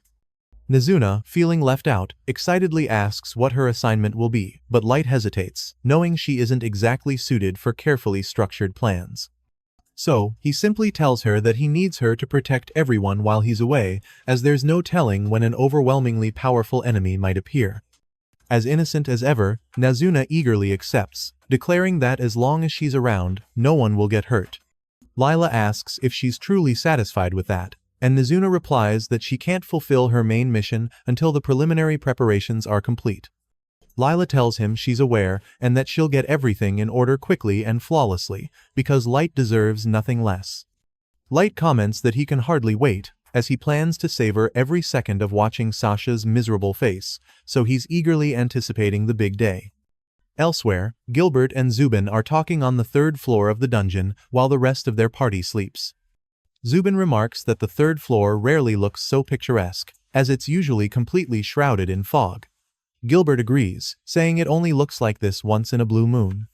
With that said, Zubin decides to ask what his impression was of the black. He's heard that the masked man cast a tactical class spell without an incantation when they defeated the giant mantis. Gilbert replies that it has to be a lie, but Zubin reminds him that the witness who backed it up was a human girl. Gilbert clarifies that if it is true, then the black must be either a legendary knight or a reincarnated hero from ancient times. Zubin finally agrees, saying he hopes it's true because they need a champion to overthrow this rotten human-hating society.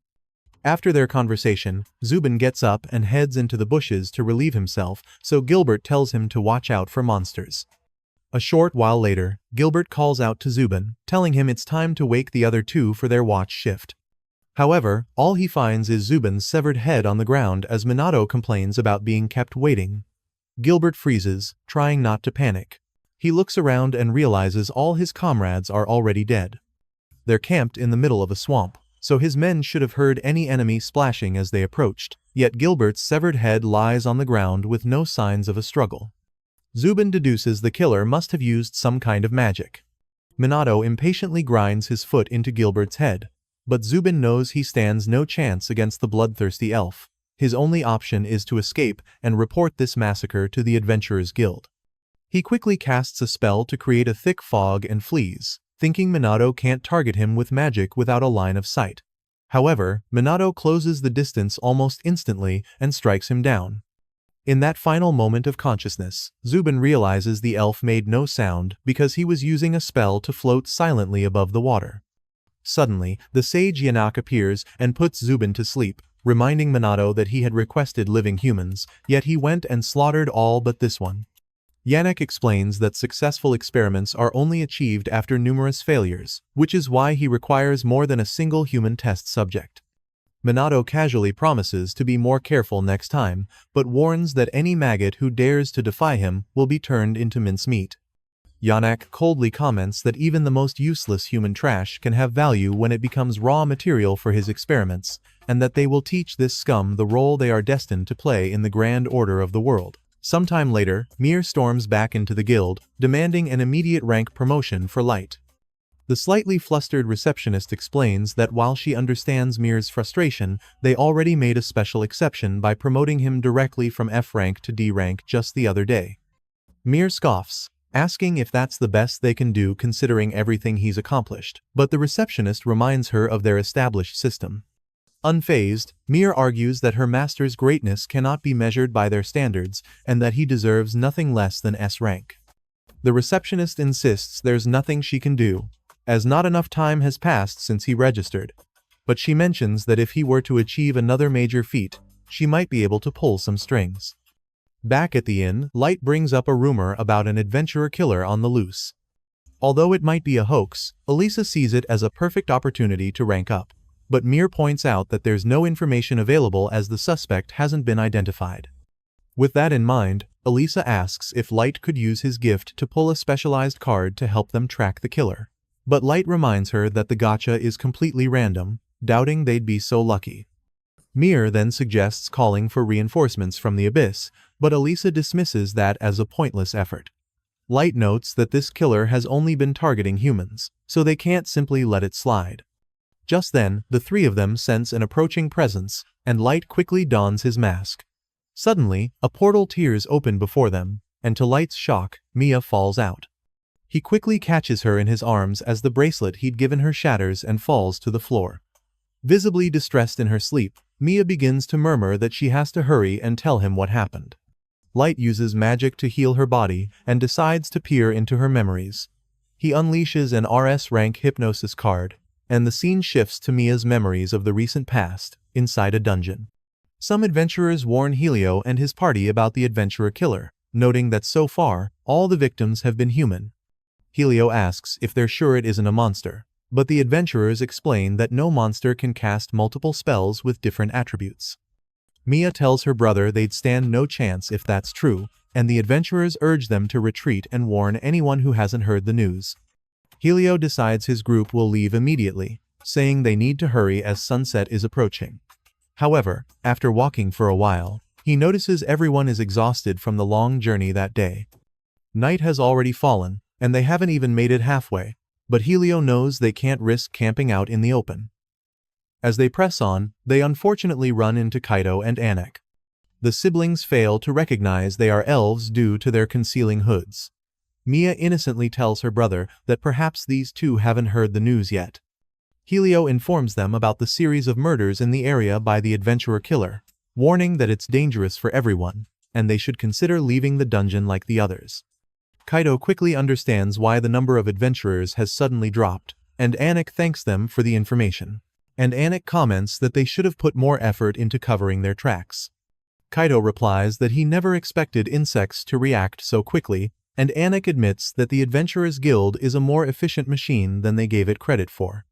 Utterly confused, Helio asks what they're talking about, but Anak simply complains about having to explain everything to humans. Kaido agrees as he unsheathes his sword, saying these worms are always as dumb as dirt. The moment he reveals his face, the adventurers freeze in fear, realizing he is the adventurer killer. Helio and the others immediately tell Mia to run, vowing to fight and buy her time. Kaido is easily irritated by this, finding it laughable that such vermin think they can stand against him, especially when they're so clearly outmatched. Completely enraged, Kaido swings his sword, opening a deep gash on Helio's chest, causing Mia to scream in horror. Jim and Ward immediately rush to defend their leader, but Kaido cuts them down just as easily. Mia is frozen in shock, but Ward manages to get back on his feet, telling her to run as far as she can. Hearing his desperate cry, Jim musters the courage to stand again. The two resolve to give their all to give Mia a chance to live, even if it means fighting a battle they are destined to lose. Anak tries to stop Kaido, but both Jim and Ward fall dead under his blade, making Mia scream again. With a sigh, Anak scolds him, reminding him that he can't use them for his experiments unless they're alive. But Kaido retorts that he already said he'd turn those worms into mincemeat if they dared to waste his time by fighting back. Besides, he clarifies, he left the girl alive. Anak concedes that female human mages are especially valuable, though the boys were also indispensable to him. Kaido approaches Mia, promising to be more careful next time, but asks if he can have a little fun with her first. Uninterested, Anak tells him to do as he pleases, explaining he's beyond such base desires as long as he keeps her alive. Trembling, Mia tells him to stay away, but Kaido doesn't understand why she's so scared. He tells her she's lucky that a future legendary hero like himself is willing to use her for his pleasure, so she should be jumping for joy. Mia is completely paralyzed with fear, but the sound of her brother's voice snaps her out of it. Against all odds, Helio manages to stand up, using the last of his strength to beg her to run. Anak is amazed by his tenacity, telling Kaido he must insist on capturing him alive, as he's a perfect specimen for his experiments. Helio knows he's practically dead already, but that doesn't matter. He must save Mia, no matter the cost. Despite his pain, he forces a gentle smile for her, asking her once more to run, to get out of there, and live a long life for all of them. Mia finally musters the courage to stand and run for her life, so Anak tells Kaido to hurry and capture her. Kaido is clearly irritated by his bossy attitude, but Anak also reminds him not to kill Helio.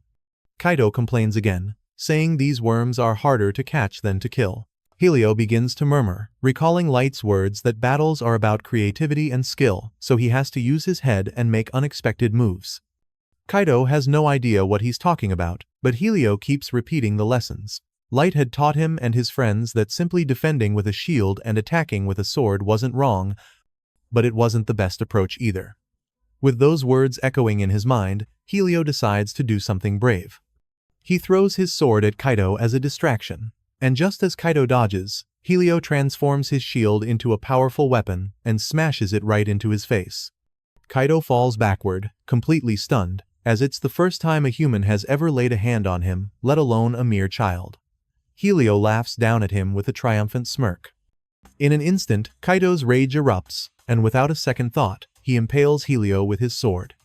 Anik is about to complain, but Kaido exclaims that no one gets away with striking his majestic face and vows to make him suffer a pain worse than death. Anik quickly stops him, telling him he must go after the escaped specimen because things will get complicated if outsiders find out what they've been doing.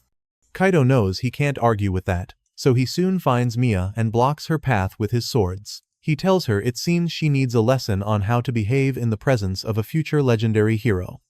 Mia freezes as Kaido explains that he can create multiple swords and control them at will, for he wields the Elven Kingdom's Phantom-class weapon, the legendary sword known as Grandiose.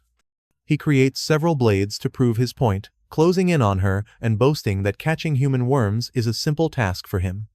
Maya quickly gets back on her feet, knowing she can't give up and waste the precious time her brother and friends bought with their lives.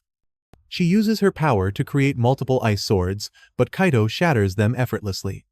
Mia keeps running, but he catches up to her in an instant, telling her it's time to give up and enjoy the glory of pleasing a legendary hero. Despite the situation, Mia shows no fear this time, telling him he's no legendary hero, that title belongs to people who are as kind as they are strong, like Light. She calls him a bully who only preys on the weak, which seems to strike a nerve with Kaido, reminding him of the bitter comments he received in the past, people saying that being a bully was all he was good for, that it was why he was kicked out of the White Knights, and that he deserved it for hitting his level cap. Suddenly, Mia calls him a coward. Kaido completely loses it and attacks her with multiple swords. Though escape seems impossible, Mia knows she cannot die there. She must survive, no matter what. Her brother and friends sacrifice themselves to give her this chance, so she has to reach Light somehow and tell him what happened. This intense desire activates the power of the bracelet, and that's how Mia manages to open a portal and reach Light. After witnessing the events, Light clutches the broken bracelet in his hand. While Mia is still asleep, he quietly departs with Mir and Elisa. Meanwhile, Anik uses healing magic on Helio, unwilling to waste such a valuable specimen. Kaido suddenly appears, desperately searching for Mia, thinking she'd return to save her friends. Anik can't believe Kaido lost her, scoffing that it's ridiculous for a former member of the White Knights to be outsmarted by a mere child. Kaido explains that she simply vanished into thin air and there was no way of knowing she had a teleportation magic item. Anik retorts that it's impossible for a human to possess something so valuable, but Kaido insists it's true. This means they're in serious trouble. If she reaches the guild and tells them what happened, the news will spread to the Elven Kingdom, and sooner or later, they'll find out Kaido and Anak stole Grandiose. Kaido's face contorts with fear at the thought, knowing the White Knights and their infernal captain will come after them. Anak reminds him that the captain is over level 3000, and all the knights under his command are in the 2000s, armed with weapons on par with Grandiose. Kaido starts to throw a tantrum, but Anak tells him he just needs to complete his research, and then Kaido will be able to break his level cap, solving all their problems. This instantly restores Kaido's confidence, and Anak suggests they find another place to finish their research.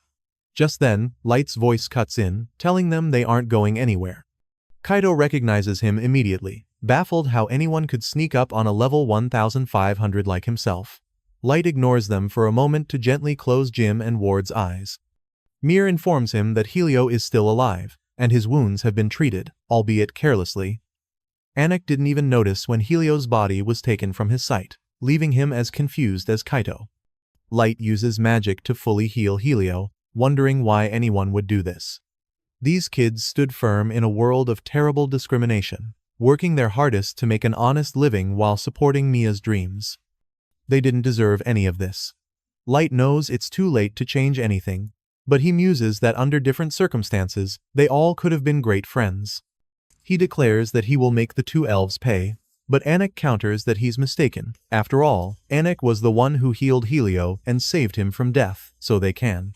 Anak is shocked to see this, but Kaido desperately continues trying to strike him.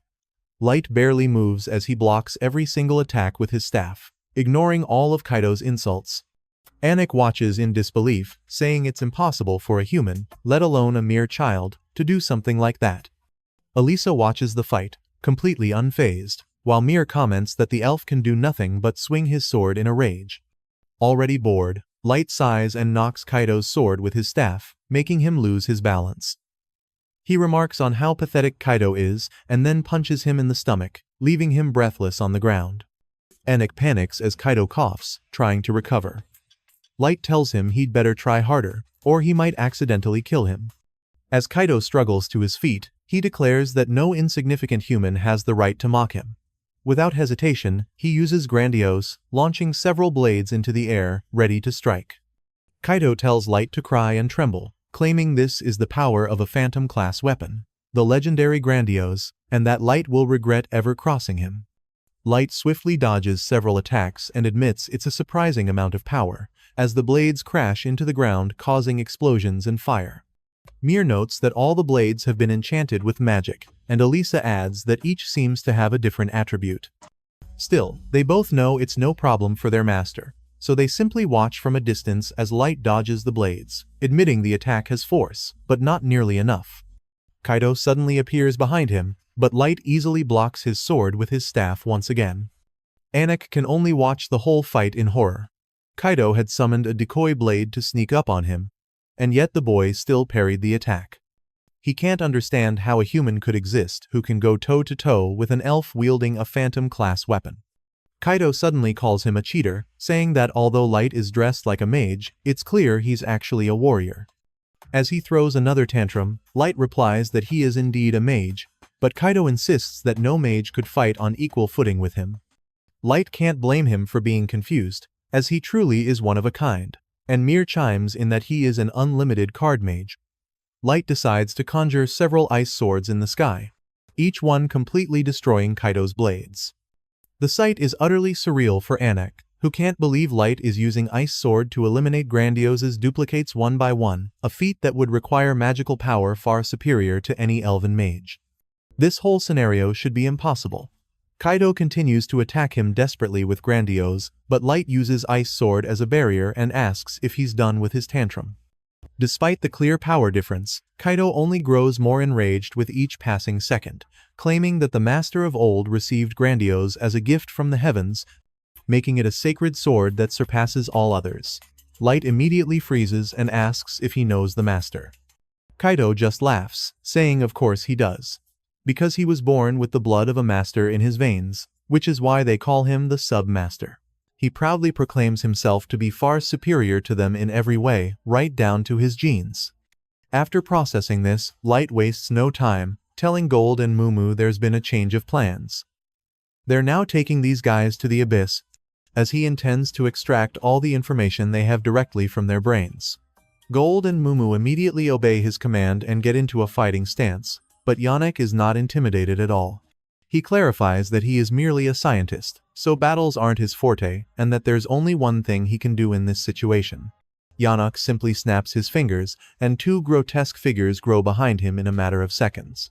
He proudly presents the fruits of his labor, hybrids of humans and monsters. He explains that the one on his left was fused with a special type of rock lizard that lives on the Dark Elf Islands, and the one on his right was fused with a troll they collected near the dungeon. Light's expression changes to shock as he realizes he recognizes the face of one of the monsters. It's Zuleban, the adventurer he met before. Gold and Mumu notice it too, with Gold commenting on how inhumane it is. But Yannick simply calls it incredible, explaining that fusing different species into these hybrid forms is the key to overcoming natural growth limits. However, they require multiple humans to stabilize, which is really the only problem. Yannick states his goal is to create an unstoppable, unparalleled force, which means he needs many more specimens. Light's patience wears thin as he listens to Yannick insist that there is no duty more sublime and noble than his, because he is blessed and guided by heaven itself. Tired of his nonsense, Light bluntly tells him to shut up. Yannick retorts that his genius is too much for such an insignificant human brain to comprehend. Light remains calm and simply asks Mumu and Gold to release those poor people from their misery. also telling them not to let Yannick escape because he has many questions for him. They immediately get on guard, and Yannick, knowing they've left him no other choice, says he'll have to educate them in a way their weak minds can understand. Through a practical demonstration. With just a wave of his hands, he sends his monstrous hybrids to attack, but Gold and Mumu easily knock them down. However, Yannick smirks and warns them it's too soon to declare victory. The hybrids quickly get back up, and Yannick tells them they'll have to do much better than that to kill his creations. The monsters immediately lunge to strike, and as Light tries to speak, Okido attacks him, reminding him that he's his opponent and can't get distracted. Light dodges the high-speed attacks while Mumu tries to take down one of the hybrids with multiple slashes. After a few seconds of trying without success, she backs away and admits this is going to be tricky. Gold asks her where her usual confidence went, and Mumu retorts that she could ask him the same thing, but Gold assures her he's just warming up. Just as the monster reaches them, Gold attempts to split it in half with his sword and then blocks a blow with his shield.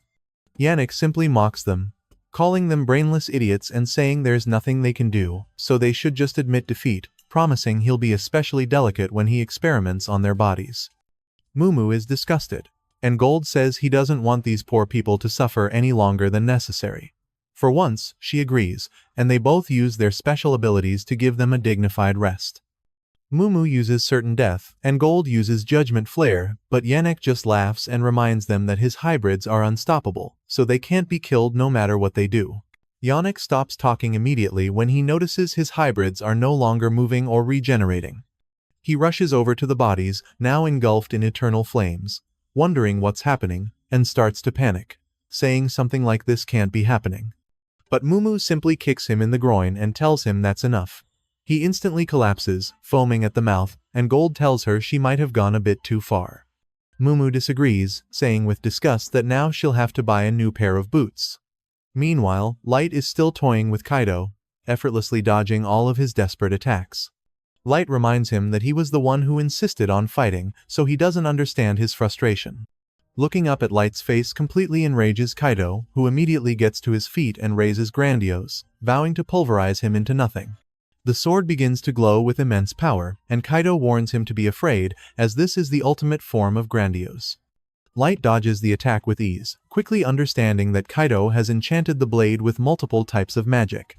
Kaido gets frustrated and tries to strike him repeatedly, but Light keeps dodging every move. He notes that the blade's size and speed increase as it stretches and bends uncontrollably, becoming less like a sword and more like a magic-powered whip, but it's still nothing he can't handle. He admits it's a flashy technique, but Mumu assures him it's nothing compared to Light's. Kaido tries to finish him quickly, but Light even looks bored midair as he effortlessly dodges. He says it's an interesting technique, but all flash and no substance, like Greninja's final attack in the Kalos League. The only thing getting hurt in this battle is Kaido's pride, who desperately begs him to stop dodging his attacks, claiming he'd be mincemeat if the sword hit him. Hearing this, Light decides to indulge him and finally stops, opening his arms for the attack. Kaito's fury ignites as he charges, telling him he'll regret his arrogance.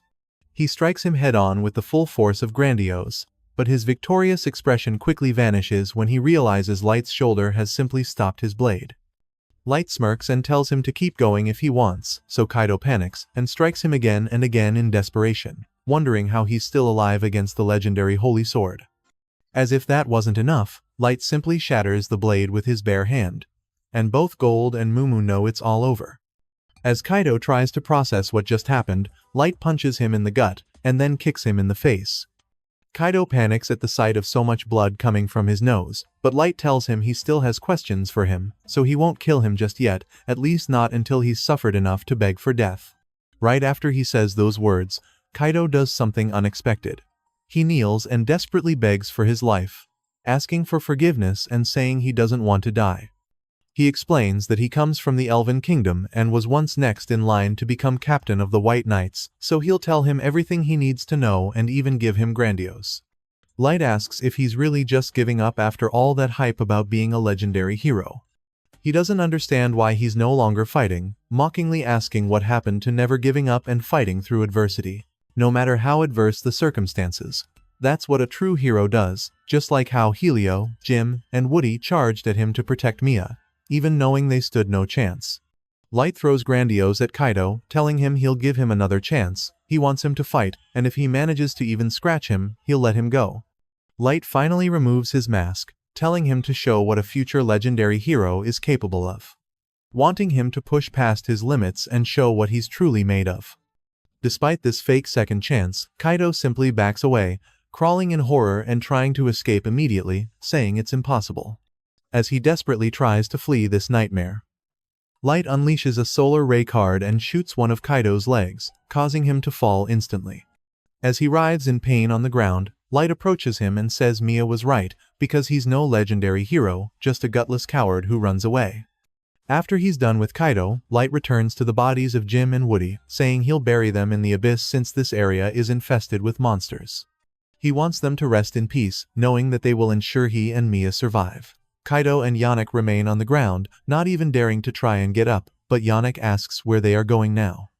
Mumu steps on his head, warning him that nobody said he could talk. Light tells them they're coming with them because he has many questions for them both. Kaido keeps apologizing nervously and asks for mercy, but Light simply regrets not having been harder on them back when they first met, using teleportation to take them to the abyss, leaving both Kaido and Yannick completely confused and terrified. Light informs them that they are now in the deepest part of the abyss, because this is where they live.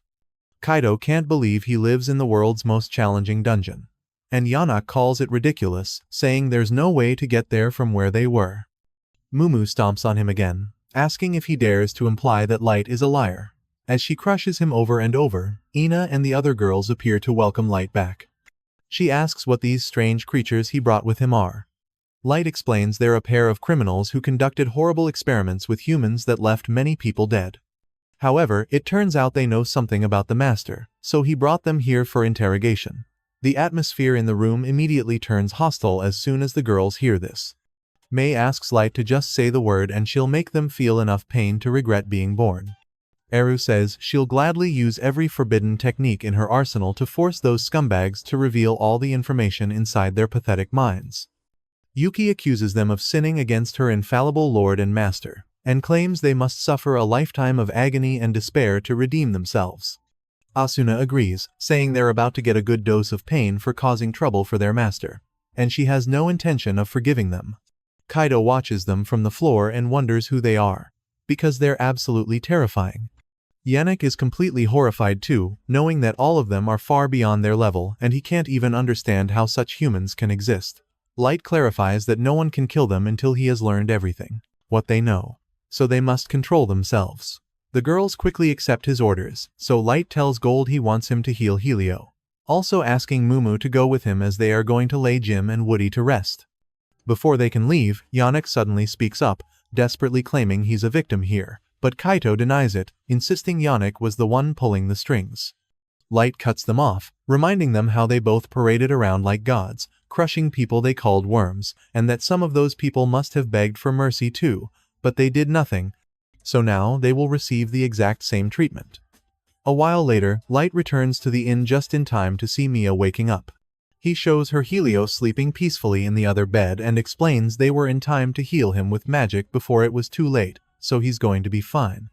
Mia asks about Jim and Woody, but Light can only hand her a lock of their hair, saying it was all they could recover. Holding the only thing left of her friends, Mia immediately begins to cry, but still manages to thank Light in a trembling voice. Light leaves the room to give her some space, starting to wonder if this is the consequence of leveling up solely for the sake of revenge, hating that he can't get the horrible sound of her sobbing out of his mind. The next day, he goes to the guild to provide information on the adventurer killer, and the receptionist tells him they can promote him directly to C rank. Light asks if that's okay, as he thought they needed to capture the killer to complete the quest.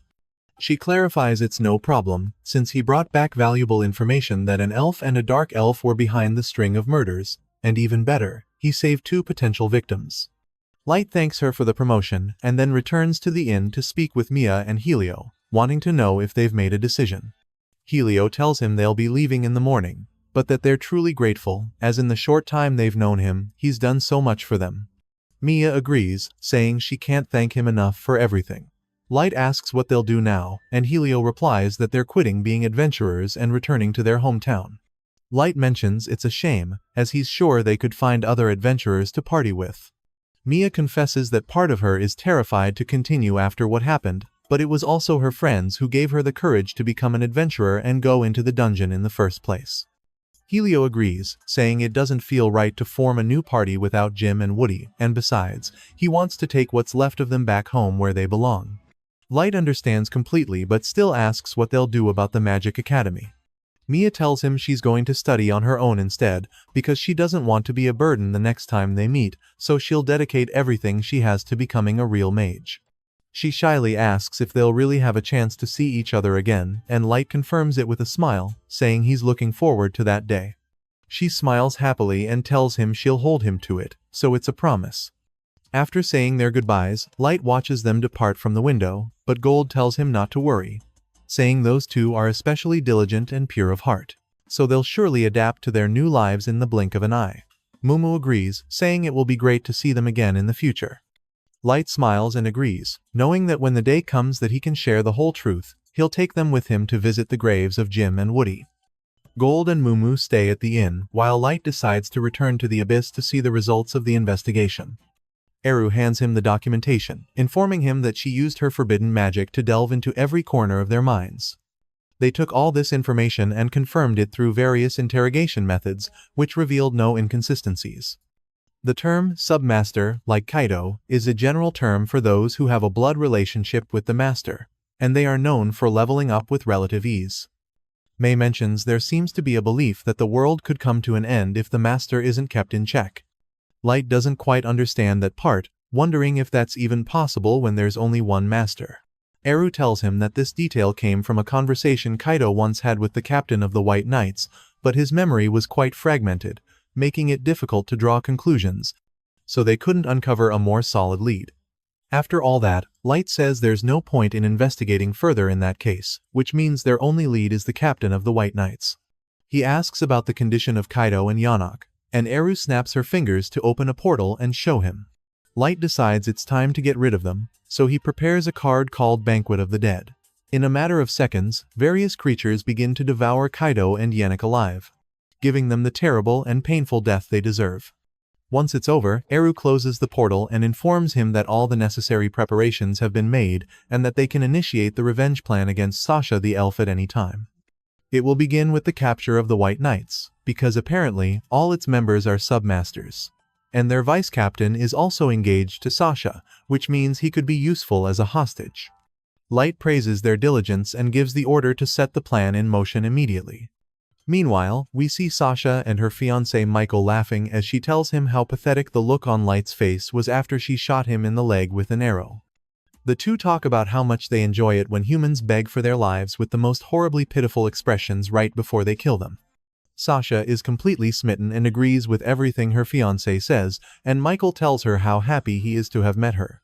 As she happily enjoys her time by his side, Light sets everything in motion, seeing that their long-awaited reunion is near. Her face was quite euphoric when she betrayed him, but Light wonders how much Sasha's face will sink into despair when she begs him not to kill her. Sometime later, Sasha is seen riding in a carriage, still basking in the joy of her recent date with Michael, but as she internally scoffs at the uselessness of humans, she suddenly catches a glimpse of Light disappearing into a dark alleyway, which sends her into an immediate panic as she jumps out of the carriage to chase him, desperately trying to convince herself that her eyes are deceiving her because there is no way he could have survived the abyss. After sprinting to a dead end with nowhere for anyone to hide, she momentarily feels relieved thinking it was a hallucination, but that relief shatters when she turns around to find a note on the wall signed by Light, commanding her to meet him at the tower, causing Sasha to scream in terror as she realizes that her entire new life, her adoption by account, her reward money, and her engagement to Michael was built on the lie of killing Light, and now he has returned to ruin everything. High above on a nearby rooftop, Light and his subordinate observe her mental breakdown, and while Light declares that the moment has finally arrived, his companion requests permission to handle Sasha personally, promising to etch deep pain and suffering into her being as punishment for betraying, abusing, and ridiculing their master. Meanwhile, in another location, two elf children named Nia and Kia are gleefully playing a cruel game with a bound human slave, betting on who will kill him first by throwing knives, while nearby, Sharpheart, a member of the White Knights, toys with a human woman named Socha, enjoying her skin while ignoring her distress caused by the slave's agonized screams. Sharpheart chats with Captain Hardy about the self-proclaimed hero Kaido, who failed to steal a legendary sword and was beaten by a human, complaining that the higher-ups might force them to clean up Kaido's mess, and although Musty insists they must take responsibility, Sharpheart dismisses him as too uptight. However, the conversation is interrupted when the children pierce the slave's ear, prompting Hardy to order them to kill the human immediately because the noise is ruining the mood.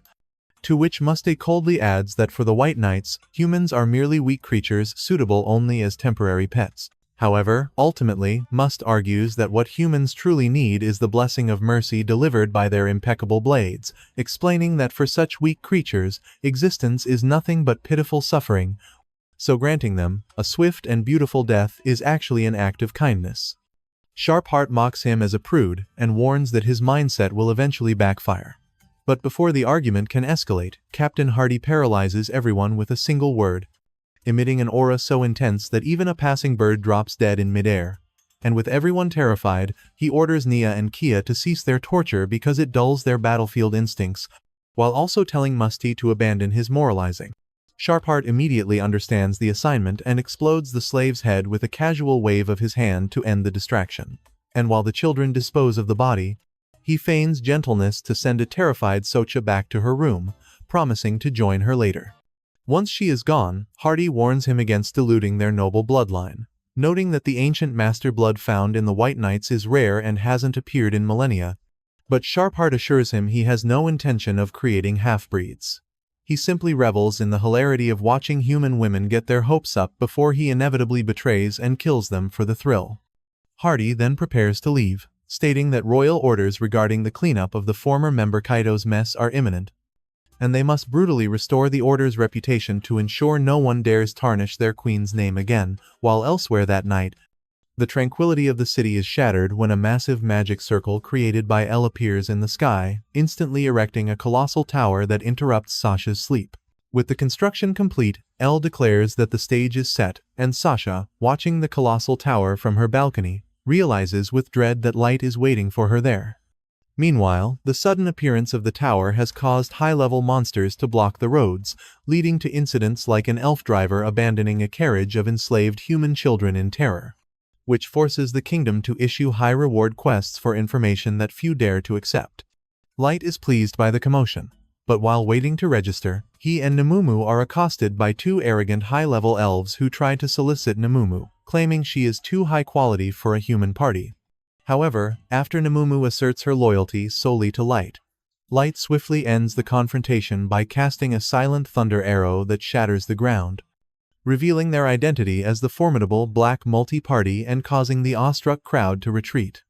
As Gold notes that their plan to boost their reputation is working perfectly, the scene shifts to the wilderness where a group of heartless elves forces an exhausted human girl to act as monster bait, rationalizing that she is cheaper than their safety, only for their plan to backfire instantly when a massive beast looms over them, dripping saliva onto the unsuspecting elf just before attacking. The remaining two elves stand paralyzed with shock as they watch their companion get gruesomely devoured, and it isn't long before they suffer the same grisly fate, leaving the human girl trembling in hopeless terror until the monster inexplicably leaves her be. Just as she thinks her nightmare is continuing with the arrival of a group of intimidating men who claim to have found great loot, the leader surprisingly pours a potion over her to heal her wounds, insisting that they cannot allow her to remain in such a disheveled state. And they proceed to give her shoes, a walking stick, and water, treating her with unexpected care before sending a message bird to their superior, Aoyuki, to report another rescue. Meanwhile, at the tower, El approaches Aoyuki to check on the operation, noting that this is Aoyuki's first time controlling multiple monsters on the surface simultaneously. And while Aoyuki responds with her usual carefree feline sounds, El anxiously wonders if they are truly executing Light's orders correctly, speculating that this entire situation might be a test of their moral standards and emotional intelligence designed by their master. El considers warning the others to avoid making any fatal errors, but Aoyuki suddenly breaks her silence to tell her not to worry, sparking a philosophical debate, where El argues they must understand Light's intentions to serve him best, while Aoyuki retorts that they only need to be exactly what he expects to live, fight, worship, and die for him, and that anything beyond total utility is irrelevant. L dismisses Aoyuki as being content with being a mere pet, but Aoyuki counters that seeing L attempt to comprehend the will of their god makes her want to kill her, causing the atmosphere to turn deadly as L darkens and questions if Aoyuki stands a chance against her, to which Aoyuki coldly suggests they conduct an empirical study on what happens when two beings of their level clash and threatens to end her right there. Aoyuki threatens to end L right then and there if she refuses to yield to Light's desires. But just before their clash can begin, Aoyuki's subordinates interrupt to report that the delivery is complete and the human girl is safely with the other children, prompting the girl to express her gratitude while Elle admits her worries were unjustified and departs, satisfied that the conversation gave her a profitable glimpse into her comrade's true mindset. That night, Sasha agonizes over Light's invitation in her room, realizing that the level 100 monsters surrounding the tower make it impossible to reach alone. Yet knowing she cannot ask the White Knights for help without revealing that Light survived. Despite this dilemma, she resolves to reach the tower at any cost to deliver the final blow that will seal Light's fate forever. The following day, the Elven Council convenes to discuss the mysterious tower, where the Chancellor proposes immediately deploying the White Knights to crush the unknown threat. But Captain Hardy retorts by questioning the Chancellor's sanity, arguing that using his elite forces without intelligence is like using a sacred sword to dig a hole, as even the sharpest blade is useless if it cannot hit its mark. As the tension between the reformist and conservative factions mounts, Queen Leaf intervenes to end the argument, siding with Hardy by ordering an increase in reward money to gather information first rather than rushing into battle. And once the meeting concludes and the others depart, Hardy thanks Leaf for rejecting the Chancellor's foolish plan, to which the Queen responds with maternal affection, revealing that Hardy is her son and assuring him that she would never put him in unnecessary danger. Hardy acknowledges that the Chancellor is merely biding his time to abolish the monarchy, yet Queen Leaf remains unbothered, asserting that no political rival poses a threat so long as her courageous son stands as her protector. Instead, her true concern lies with the mysterious tower, fearing it might be the first domino in a chain of events that could topple their empire. She reasons that while the Archdemon will inevitably fall to the might of the Eight Nations Alliance, that victory will give rise to a hero, an entity exclusive to the human race. And since there is a high probability this hero will possess the powers of a master, they must be prepared to either win him over or eliminate him entirely. Sometime later, as Light strolls through the market accompanied by Gold and Namumu, his voice catches Sasha's attention, prompting her to confront the group immediately. Although Namumu and Gold instinctively prepare to defend their master, Light orders them to stand down. Sasha demands to see the face beneath the disguise, and when Light politely declines by claiming the mask hides gruesome burns, she dismisses his excuse with cold indifference and slaps him across the face, knocking the mask away to reveal his identity, bringing Chapter 8 to a dramatic conclusion. If you enjoyed this recap, please remember to subscribe, comment, mask to show you watched until the end, and check out the other videos linked below.